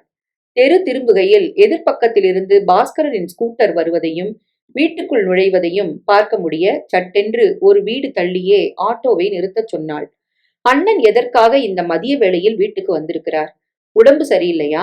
பயமும் பதட்டமுமாய் ஆட்டோ மீட்டருக்கான பணத்தை கொடுத்துவிட்டு கேட்டை சத்தமில்லாமல் திறந்து உள்ளே வந்தபோது பாஸ்கரன் உரத்த குரலில் பேசுவது வாசலிலேயே கேட்டது. எதுக்கு என்ன உடனே வான்னு சொன்ன? கேக்குறேன்ல, அப்படி என்ன தலை போற காரியம்? சொல்லி தொலைய முண்டம். வேலை மெனக்கட்டு அத்தனையும் போட்டுட்டு வந்திருக்கிறேன். கல்லுளி மங்க மாதிரி நிக்கிறியே, என்ன விஷயம்? அண்ணனா இப்படி பேசுகிறார்? ஒரு சீ என்று கூட சொல்லாமல் அப்படி சொல்வது கூட பிடிக்காமல் இருந்தவர் ஏன் இப்படி மாறி போய்விட்டார்? வராந்தா படிகளில் ஏறாமல் தோட்டத்தில் நடந்து விருட்சி செடியின் பின்னால் மறைந்து ஜன்னல் வழியாக எட்டி பார்த்தபோது கூடத்து சோஃபாவில் கடுகடுவென்ற முகத்துடன் சரிந்து உட்கார்ந்திருக்கும் பாஸ்கரனும் உள்ளறையின் கதவுக்கு இந்த பக்கம் தலை குனிந்து நின்றிருந்த மங்கையும் கண்ணில் பட்டார்கள். போன் பண்ணி என்ன வர சொல்லிட்டு இப்படி நின்னுகிட்டே இருந்தா என்ன அர்த்தம்? விஷயத்த சொல்லு. மங்கை இன்னமும் அதே இடத்தில் நின்றிருந்தாள். அதே மௌனம். கேட்டு கேட்டு அலுத்து போன மாதிரி முகத்தை வேறு பக்கம் திருப்பிக் கொண்டு சற்று நிமிர்ந்து உட்கார்ந்தான் பாஸ்கரன். தலையை குனிந்து வலது முழங்கையை தொடையில் ஊன்றி மூக்கும் நெற்றியும் சேரும் இடத்தை இரு விரல்களால் தாங்கிக் கொண்டான். 2 நிமிடங்களுக்கு பின் எரிச்சல் குறைந்து நிதானப்பட்டவனாய் எழுந்து மெதுவாக மங்கையின் அருகில் வந்தான். மங்க மங்க என்ன விஷயமா சொல்லு. மிருதுவாக மிக மென்மையாக அவன் கேட்டதும் மங்கை உடைந்து போனாள். சின்ன சின்ன விசும்பல்களாக ஆரம்பித்தது அழுகையாக உருமாற துவங்க பாஸ்கரன் அவளை சமாதானப்படுத்துவன் போல் தோளில் கை வைத்து கைகளை பிடித்து என்ன என்ன என்று பதற வெளியே நின்றிருந்த பூரணிக்கு சங்கடமாக இருந்தது. கணவன் மனைவி அந்தரங்கமாக சற்று நேரம் இருக்கும்போது இப்படி ஒளிந்திருந்து பார்ப்பது கேவலமானதாக தோன்றினாலும் என்ன விஷயம் என்று தெரிந்து கொள்ளாமல் அந்த இடத்தை விட்டு நகரக்கூடாது என்று தீர்மானித்த மாதிரி அங்கேயே நின்றாள். சொல்லு மங்க, இப்படி அழுதுகிட்டே இருந்தா எப்படி? எனக்கு நேரம் ஆகுதுல்ல, கொஞ்சம் போனா பூரணி கூட காலேஜ்ல இருந்து வந்துரும், அதுக்குள்ள சொல்லிடு. அவசரமாக நிமிர்ந்த மங்கை, ஏன் வந்தா என்ன, அவளும் தான் தெரிஞ்சுக்கட்டும், நீங்க ஏன் இப்படி நடந்துக்கிறீங்கன்னு என்று குரல் உயர்த்தி பேச பாஸ்கரன் தலையை குனிந்து கொண்டான். மாமா போனதுல இருந்து உங்களுக்கு என்னமோ ஆயிடுச்சு. என்கிட்ட சரியா பேசுறதில்ல, சாப்பிடுறதில்ல, எப்ப பாரு கோவம்தான். நீங்க திடும்னு இப்படி என்னை கண்டாலே வெறுக்கிற அளவுக்கு நான் என்ன செஞ்சிட்டேன் சொல்லுங்க? அழுத்தமாக ஆரம்பித்த வார்த்தைகளை முடிக்க முடியாமல் அழுகை குறுக்கிட பாஸ்கரன் தளர்ந்து போய் மீண்டும் சோஃபாவில் அமர்ந்து கொண்டான். மாமா போன துக்கத்தை தாங்க மாட்டாம நீங்க வருத்தமா இருக்கிறீங்கன்னு நானும் பேசாம இருந்துட்டேன். முதல்ல பேசாம மட்டும் இருந்தவரு இப்ப எரிஞ்செறிஞ்சு விழறீங்க. நின்னு பதில் சொல்ல மாட்டேங்கிறீங்க. ஏன், உங்க மனசுல என்ன கோவம்? வர வர வீட்டுக்கு ரொம்ப லேட்டா வரதோட சரியா சாப்பிடாம என்கிட்ட ஒரு வார்த்தையும் பேசாம போய் படுத்துடுறீங்க. என்னை பார்க்க கூட பிடிக்காத அளவுக்கு அப்படி என்ன தப்புங்க நான் செஞ்சுட்டேன்? எனக்கும் புரியல. நீங்களே சொல்லிடுங்க. ஒரு பேச்சு சந்தோஷம் ஒண்ணுமே இல்லாம சுடுகாடு மாதிரி இந்த வீடு இருக்கிறத என்னால தாங்க முடியலிங்க. அப்படியே தரையில் உட்கார்ந்து காலை மடித்து முழங்கால்களில் முகத்தை புதைத்து அழத் துவங்கியவள் ஞாபகம் வந்தா மாதிரி அழுகையினூடே சொன்னாள். நீங்க இப்படி இருக்கிறத பூரணி கூட கவனிச்சிருக்குது. பாஸ்கரன் நிமிர்ந்தான். பூரணியா? அது கவனிச்சது உனக்கு எப்படி தெரியும்? 4 நாளா என்கிட்ட எதையோ கேட்க நினைச்சு தயங்கிக்கிட்டே இருந்துச்சு. இன்னைக்கு காலையில நீங்க ஆபீஸ்க்கு போனப்புறம் நேரா என்கிட்ட வந்து ஏன் அண்ணன் இப்படியோ இருக்கிறாரு, சரியாவே பேச மாட்டேங்கிறாரு, என்ன விஷயம்னு கேக்குது. நீ என்ன பதில் சொன்ன? என்னத்த சொல்றது? பேந்த முழிச்சிட்டு எப்படியோ சமாளிச்சேன். இனியும் அவ இந்த பேச்சை எடுத்தா என்ன பண்றதுன்னு புரியாமத்தான் உங்களுக்கு போன் போட்டு வர சொன்னேன். சில வினாடிகளின் மௌனத்துக்கு பிறகு பாஸ்கரன் மெதுவாக மங்கை என்று அழைத்தான். நான் பண்றது தப்புன்னு எனக்கே புரியுது. ஆனா எனக்கு வேற வழி தெரியலையே, என்னம்மா செய்ய? பூரணிக்காக தான் நான் வேணும்னு இப்படி நடந்துக்கிறேன் மங்க. இது உனக்குமா புரியல? தோட்டத்தில் அத்தனையும் கேட்டபடி நின்றிருந்த பூரணி திடுக்கிட்டாள். பூரணிக்காகன்னா? ஆமா மங்க, பூரணி இன்னும் சின்ன குழந்தை. அதுக்கு அவசரமா ஒரு இழவு கல்யாணத்தை செஞ்சு அதோட வாழ்க்கையை நாசம் பண்ணிட்டேன். அத நினைச்சு நினைச்சு நான் மனசுக்குள்ள குமுறிக்கிட்டே இருக்கிறேன். என்னை உறுத்திக்கிட்டே இருக்கு இது. அந்த பொண்ணுக்கு சந்தோஷம்னா என்னன்னு புரியறதுக்கு முன்னாலேயே வாழ்க்கை நாசமாயிடுச்சு. என் பூரணிக்கு இனிமே வாழ்க்கையே இல்லமங்க. கணவன் விசும்புவதை பார்த்தவள் எழுந்து அவன் அருகில் வந்தாள். வருத்தப்படாதீங்க. என்ன பாவம் பண்ணுமோ இப்படி ஆயிடுச்சு. சரி, அதுக்காக இப்போ நீங்க இப்படி ஏன் நடந்துக்கிறீங்கன்னு எனக்கு புரியலையே. வேணும்னா மாத்திக்கிட்டேன் மங்க. வாழ வேண்டிய வயசுல ஒரு பொண்ணு இப்படி வீட்டோட கிடக்கிறத பார்த்து என் மனசு அடிச்சுக்குது. அதுவும் அப்பா போயிட்ட அப்புறம் தப்பு பண்ணிட்டோமோங்கிற குறுகுறுப்பு அதிகமாயிடுச்சு. நமக்கே இத்தனை வருத்தமா இருக்கே, அது மனசு எவ்வளவு வேதனைப்படும் நினைச்சு பார்த்திருக்கியா மங்க? ஏன் பார்க்காம அந்த பொண்ணை நேரா பார்க்கவே கூசுதுங்க. சும்மா இருந்தவளை அப்படி ஆக்கிட்டோமேன்னு எனக்கும் உறுத்துது. 2 வார்த்தை அதோட பேச முடியலைங்க. அழுது இழுது அதுவும் மனசை வருத்தப்பட வச்சிருவோமோன்னு பயமா இருக்குங்க. ஒத்துக்கிறல்ல, இந்த வேதனையில எப்படி மங்க நாம சந்தோஷமா இருக்க முடியும்? நாம சிரிச்சு பேசிக்கிட்டு இருந்தோம்னா அதுக்கு ஏக்கமா இருக்காது. என் பூரணி அப்படி ஏங்கி போக கூடாது. அதனாலதான் உன்கிட்ட பேசுறத கூட குறைச்சுக்கிட்டேன். நாம சும்மா பேசினா கூட சந்தோஷமா இருக்கிறதா அது நினைச்சிடலாம். உன்கிட்ட எனக்கு எந்த கோவமும் இல்ல மங்க. சொல்ல போனா கோவத்தை நானே வலிய வரவழைச்சுக்கிறேன். இப்படி செயற்கையா கோச்சுக்கிட்டு பேசாம இருந்துட்டோம்னா நாம பேசிக்கிறது இல்லைங்கிறது எனக்கு வருத்தமா இருக்காது. இருக்கிறது நாம 3 பேரு. பூரணிய கூடத்துல தனியா அம்போன்னு படுக்க வச்சுட்டு நாம உள்ள போய் கதவை சாத்திக்கிட்டா எப்படி இருக்கும்? அது அநாகரிகம் இல்லையா மங்க? அதான் அதான். அடங்கியிருந்த விசும்பல் மீண்டும் தலை தூக்க இருவரும் சில நிமிடங்களுக்கு மௌனித்தார்கள். எனக்கு ஒரு சந்தேகம், கேட்கலாங்களா? கேளுமா. பூரணி இனிமே வாழ்க்கை பூராவும் இப்படியே தானா இருக்க போகுது. இன்னொரு கல்யாணத்துக்கு நாம முயற்சி செஞ்சா கூட அது மாட்டேன்னுடுச்சு. அப்போ நாமளும் இப்படியேதான்? தெரியல மங்க. எனக்கு ஒண்ணுமே புரியல. ஆனா ஒண்ணு மட்டும் மறக்காம நினைப்புல வச்சுக்க. பூரணிக்கு இல்லாத வாழ்க்கை எனக்கும் வேணாம். அது சந்தோஷமா இருந்தாதான் நமக்கும் சந்தோஷம். இல்லைன்னா நாமளும் இப்படியேதான் இருக்கணும். பாஸ்கரன் சொன்னதை கேட்ட பூரணி, இது என்ன பயங்கரம் என்று அதிர்ந்துதான் போனாள். நானா காரணம்? நானா இவர்கள் சந்தோஷத்துக்கு குறுக்கே நிற்கிறேன்? எனக்காகவா அண்ணன் இப்படி இருக்கிறார்? உண்மை இதயத்தை தாக்கிய வேதனையில் ஒன்றுமே புரியாமல் திகைத்து கண்ணிலிருந்து வழிந்த நீரை கூட துடைக்க தோன்றாமல் அசைவே இல்லாமல் நின்றிருந்தவள் தன்னை உலுக்கிக் கொண்டு இங்கே நின்றால் அண்ணன் அண்ணி யாராவது வெளியே வந்து தன்னை பார்த்துவிடக் கூடும் என்று உணர்ந்து அவசரமாக திரும்பி நடந்தாள். வேக வேகமாக தெருக்கோடிக்கு வந்து பஸ் ஸ்டாண்டில் நின்றாள். எங்கேயாவது போய் உட்கார்ந்து சற்று தெளிவாக யோசித்தால் தேவலை போல இருந்தது. எங்கே போவது என்பதை கூட தீர்மானிக்க விடாமல் மனசு படபடத்தது. நான் தானா குறுக்கே நிற்கிறேன்? கூடாதே. என்ன செய்யலாம்? மணிக்கட்டை திரும்பி பார்த்தால் 4 அடிக்க 5 நிமிடங்கள் இருந்தன. இந்த நேரத்தில் எங்கே போவது? எங்கே? பார்க்? பீச்? இங்கே எல்லாம் ஒரு பெண் தனியாக போவது நல்லதில்லை. கோவில் போனால் என்ன? எந்த கோவில்? வீட்டின் அருகிலேயே இருக்கும் கோவிலுக்கு போனால் தெரிந்தவர்கள் யார் கண்ணிலாவது பட்டுவிடலாம். கபாலீஸ்வரர் கோவிலுக்கு போனால் என்ன? தீர்மானித்ததும் மயிலாப்பூருக்கு போகும் பஸ் வந்து நின்றதும் ஏறி அமர்ந்தாள். முன்பு ஒரு தரம் மங்கையோடு அங்கே போயிருந்தது நினைவுக்கு வந்தது. தெப்பக்குளத்திற்கு முன்னால் இறங்கி கோவிலை நோக்கி நடக்கத் துவங்கினாள். தெருவோரமாக பிளாட்பாரத்தில் பரத்தியிருந்த கடைகளோ, அந்த நேரத்திலேயே கோவிலுக்கு வர துவங்கி இருந்த மனிதர்களோ, எந்த காட்சியும் மனதில் பதியாமல் நானா நானா காரணம் என்கிற கேள்வி மட்டும் பிராண்டி கொண்டே இருக்க மெதுவாக நடந்தாள். கோவிலின் உள்ளே நுழைந்து எந்த சந்நிதிக்கும் சென்று நிற்காமல் சிமெண்ட் தளம் போடப்பட்ட நிழலான ஒரு இடத்தில் உட்கார்ந்து கொண்டாள். மறுபடி சற்று முன் கேட்ட வார்த்தைகள் மனதில் வந்து போயின. அந்த பொண்ணுக்கு சந்தோஷம்னா என்னன்னு புரியறதுக்கு முன்னாலேயே வாழ்க்கை நாசம் ஆயிடுச்சு. ஒரு பேச்சு சந்தோஷம் ஒண்ணுமே இல்லாம சுடுகாடு மாதிரி இந்த வீடு இருக்கிறத என்னால தாங்க முடியலீங்க. சுடுகாடு மாதிரி வீடு. ஆமாம், சுடுகாடுதான். யாருக்குமே சந்தோஷத்தை தராத ஒரு குடும்பம், வீடு வேறு எப்படி இருக்க முடியும்? அந்த பெண்ணை நேரா பார்க்கவே கூசுதுங்க. சும்மா இருந்தவளை இப்படி ஆக்கிட்டமேன்னு எனக்கும் உறுத்துது. என் வாழ்க்கை இப்படி ஆறதுக்கு இவர்கள் ஏன் குற்ற உணர்வோடு இருக்க வேண்டும்? நான் இப்படி ஆனதற்கு காரணமான விதி இவர்களையும் ஏன் இப்படி ஆட்டி படைக்கிறது? விடை தெரியாத கேள்விகளின் பாரம் தாங்காமல் மனசு பொங்கியது. கண்களில் திரையிட்ட நீர் கன்னத்தில் கோடு போட்டது.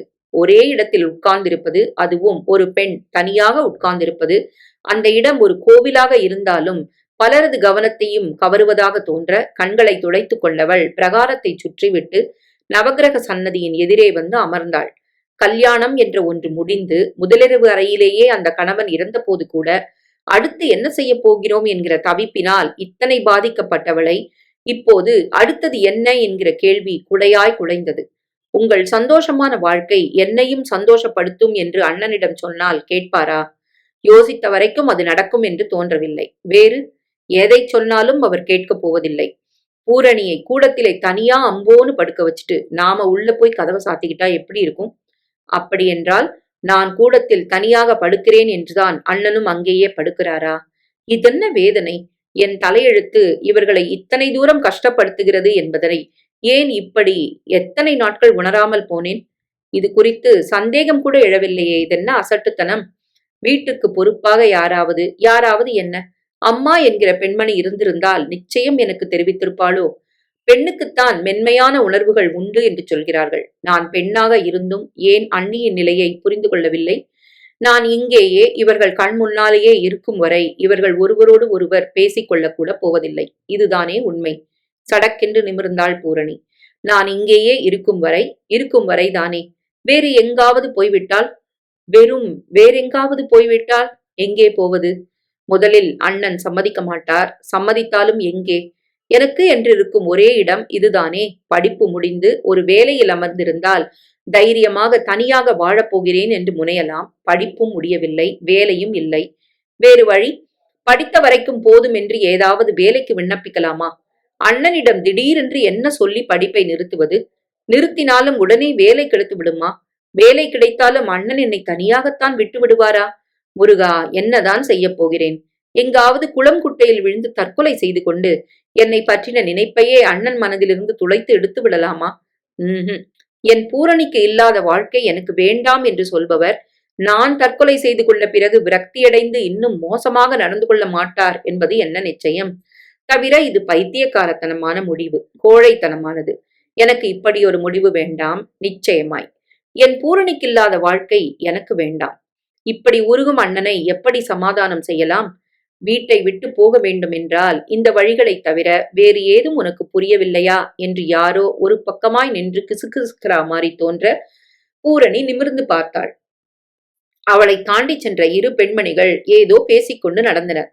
கல்யாணமாயி புருஷன் வீட்டுக்கு போனப்புறம் அமுதா அடியோட மாறிட்டா தெரியுமா? எப்ப பாரு சிரிப்பு, சந்தோஷம்தான்.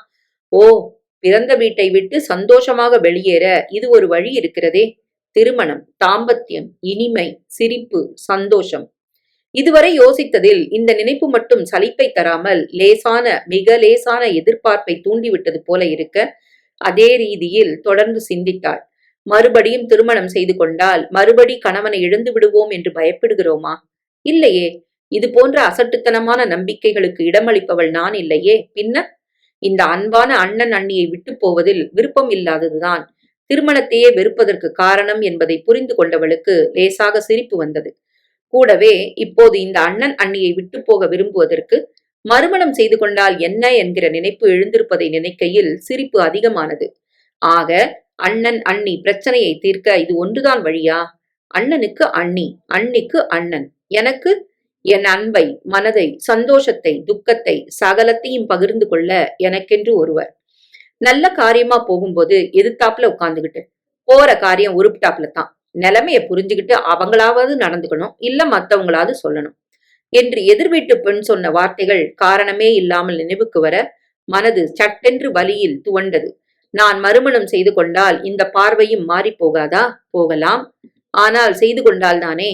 சாதாரணமாய் எல்லா தகுதிகளும் உள்ள பெண்ணை கல்யாணம் செய்து கொடுப்பதற்குள் உன்பாடு என்பாடு என்று ஆகிவிடுகிறது. இந்த நிலையில் எனக்கு மேலே யோசிக்கும் முன் கதிரேசனின் நினைவு வர உடம்பு லேசாக சிலிர்த்து போனது. கதிரேசன் பூரணிய கட்டிக்கணும்னு ஆசைப்படுறதுக்கு காரணம் அவளுக்கு ஒரு வாழ்வு தரணுங்கிறதோ இல்ல உங்களுக்கு உதவணுங்கிறதோ இல்ல சார். நான் பூரணிய ரொம்ப நாளா நேசிக்கிறேன். தன்னாலும் ஒரு ஆடவனின் மனதில் தூய அன்பு சலனத்தை தூண்ட முடியும் என்கிற பிரக்ஞை எழ அன்று ஏன் அவனை மறுத்தோம் என்ற சந்தேகம் எழுந்தது. ஏன் மறுத்தோம்? அன்றைக்கு எனக்கு உலகம் புரியவில்லை. வாழ்க்கை முழுவதுமே பிறந்த வீட்டிலேயே கழித்துவிடும் என்று அசட்டுத்தனமாக நம்பினேன். இன்று அண்ணனுக்கு பாரமாக இருந்து தாம்பத்தியத்தில் சிக்கலை தர விரும்பாததோடு அந்தரங்கமான ஒரு துணைக்காக, ஆத்மார்த்தமான அன்பிற்காக, சங்கடம் இல்லாத தடங்கள் இல்லாத பாசத்துக்காக ஏங்குகிறேன். இதுதானே உண்மை. பூரணி தெளிந்தாள். பூதாகரமான பிரச்சனை ஒன்று எளிதில் மறைந்து போன உணர்வு தோன்ற முகத்தில் மலர்ச்சியுடன் எழுந்து வெளியே வரும் முன் பிள்ளையாரை வணங்கி பிரசாதங்களை பெற்றுக்கொண்டு தெருவுக்கு வந்தாள். நான் மறுமணம் செய்து கொண்டு சந்தோஷமாக வாழ்க்கை நடத்தினால் அண்ணனும் அண்ணியும் பழையபடி ஆகிவிடுவார்கள் இல்லையா? பூரணிக்கு சந்தோஷம் என்றால் எனக்கும் மகிழ்ச்சிதான் என்று பூரித்து போய்விட மாட்டாரா? பஸ் ஸ்டாண்டில் வருவதற்குள் பரபரப்பு அதிகமாகி பஸ்ஸுக்காக காத்திருக்கிற பொறுமை இருக்காது என்று தோன்ற தெப்பக்குளத்தின் படிக்கட்டு அருகே நின்றிருந்த ஆட்டோவில் ஏறிக்கொண்டாள். இருட்டி விட்டது. இத்தனை நேரம் என்னை காணாமல் தேடியிருப்பார்களோ? வீட்டு வாசலில் போய் இறங்கி பர்ஸை திறந்தவளுக்கு கையில் இருந்த பணம் அத்தனையும் மதியம் ஆட்டோவிற்கும் பஸ்ஸுக்கும் செலவாகி இருப்பது புரிய டிரைவரிடம் ஒரு நிமிடம் இருக்கச் சொல்லிவிட்டு உள்ளே சென்றாள். விளக்கு ஏற்றப்படாமல் இருளை பூசிக்கொண்டிருந்தது வீடு. உள்ளே நுழைந்து கதவோரத்தில் இருந்த சுவிட்சை அமுக்கி விளக்கை போட்டவள் மங்கை மதியம் பார்த்த இடத்திலேயே அமர்ந்திருப்பதையும் பாஸ்கரன் உள்ளறை கட்டிலில் படுத்து கிடப்பதையும் கவனித்தாள். ஏன் இப்படி துக்கித்து போயிருக்கிறீர்கள்? உங்களுக்கு நான் ஒரு சந்தோஷமான சமாச்சாரம் சொல்லப் போகிறேன் என்று குதித்த மனதை அடக்கிக் கொண்டு மெதுவாக அண்ணி என்றாள்.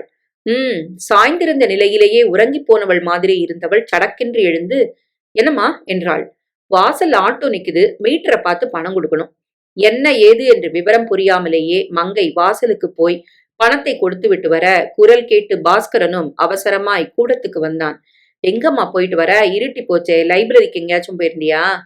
பதட்டத்தில் வினவியனை பார்த்து பூரணி மென்மையாக சிரித்தாள். கையிலேயே வைத்திருந்த பிள்ளையார் பிரசாதத்தை இருவரிடமும் நீட்டினாள். கோயிலுக்கு போயிருந்தியா? எந்த கோயிலு? தங்கை தனியாக எங்கும் போகும் பழக்கம் இல்லாதவளாயிற்றே என்ற சந்தேகத்தில் சின்ன புருவ நெரிசலோடு கேட்டவனை பூரணி ஏறிட்டாள். கபாலி கோயிலுக்கு போயிருந்தேன், மனசு ரொம்ப குழப்பமா இருந்துச்சு. மீண்டும் பூரணி சிரித்தாள். அண்ணா, என்னம்மா? ஒரு விஷயம் கேட்டா பதில் சொல்வீங்களா? என்ன வேணுமா? உங்க ஆபீஸ்ல கதிரேசன் ஒருத்தர் கேஷியரா இருக்காருன்னு சொன்னீங்களே, அவருக்கு என்ன? அவருக்கு கல்யாணம் ஆயிடுச்சா? தங்கையின் கேள்வியிலிருந்து ஏதோ புரிந்தா மாதிரி தோன்ற பாஸ்கரன் பரபரத்தான். இல்லம்மா, இன்னும் இல்ல. உனக்கு மறுமணத்துல இஷ்டம் இல்லைன்னு சொன்னதும் எனக்கும் இன்னொருத்திய மனைவியா நினைக்க இஷ்டம் இல்லைன்னு அழுத்தமா சொல்லிட்டான். ஆமா, இப்போ இப்ப எதுக்கு அவனை பத்தி விசாரிக்கிற? பூரணி வெட்கத்துடன் தலையை கவிழ்த்தாள். கட்டை விரலால் நிலத்தில் அரைவட்டம் போட்டாள். அன்னைக்கு நீங்க கேட்டதுக்கு இன்னைக்கு சரின்னு சொல்றேன்னா, அவர்கிட்ட சம்மதம்னு சொல்லிடுங்க. சந்தோஷம் வெளிப்படையாய் தெரிய மங்கையும் பாஸ்கரனும் பார்வையை மாற்றிக்கொண்டார்கள். ஏம்மா திடீர்னு இப்படி மாறிட்டியே? என்ன காரணம்மா? காரணம் ஒண்ணும் இல்ல. அன்னைக்கு இருந்த மனநிலையில வேணான்னு தோணுச்சு. அதுக்கப்புறம் நீங்களும் கேட்கவே இல்லையண்ணா. இப்ப கொஞ்ச நாளாவே புரியுது புரியுது பூரணி. மேற்கொண்டு பேச வார்த்தைகளே வராமல் திணறிய மங்கை பரபரப்புடன் பூரணியின் அருகில் வந்து அவள் முகத்தை கைகளில் ஏந்தி கண்ணம்மா என்று முனகி கன்னங்களில் முத்தமிட்டாள். 2 நிமிடம் போல நின்றுவிட்டு நகர்ந்தவளின் கண்ணில் இருந்து தாரை தாரையாய் நீர் இறங்க பாஸ்கரன் பூரணியையும் அந்த நிகழ்ச்சியை துற்றிக் கொண்டது. என்ன பண்ணுவோம் ஏது செய்வோம் என்று புரியாமல் ஒரே சமயத்தில் பேசி அழுது சிரித்தவர்களில் முதலில் சுதாரித்துக் கொண்டது மங்கைதான். இப்படியே நின்றுட்டு இருந்தா எப்படிங்க? போய் மாப்பிள்ளை கிட்ட விவரத்தை சொல்லிட்டு கையோட வீட்டுக்கு கூட்டுவாங்க. ராத்திரி சாப்பாடு அவருக்கு இங்கதான். முருங்கைக்காய் இருக்கு, சாம்பார் பண்ணிடுறேன். உருளைக்கிழங்கு வெங்காயம் பொரியல் போட்டு சேமியா பாயசம் அப்பளம் போதுமா என்றவள் மீண்டும் ஒரு முறை பூரணியை நெருங்கி கன்னத்தில் முத்தமிட்டு தெய்வம் நம்மள கைவிடலம்மா என்று முணுமுணுத்து உள்ளே சமையலறையை கவனிக்க நகர உள்ளறைக்குள் பாய்ந்து சென்று சட்டையை மாட்டி விரலால் முடியை கோதியபடி நான் வரமங்க, 1/2 மணில மாப்பிளையோட வந்துடுறேன் என்று மகிழ்ச்சியுடன் கூறி பாஸ்கரனும் அகல அகலமாய் கால்களை வைத்து வாசலுக்கு செல்ல பல நாட்களுக்கு பின் பழைய அண்ணன் அண்ணியை பார்த்துவிட்ட நிம்மதி கண்களில் நீர்ப்பூக்களை பூக்கச் செய்ய வரப்போகும் கதிரேசனுக்காக தன்னை அலங்கரித்துக் கொள்ள பூரணி உள்ளே போக திரும்பினாள்.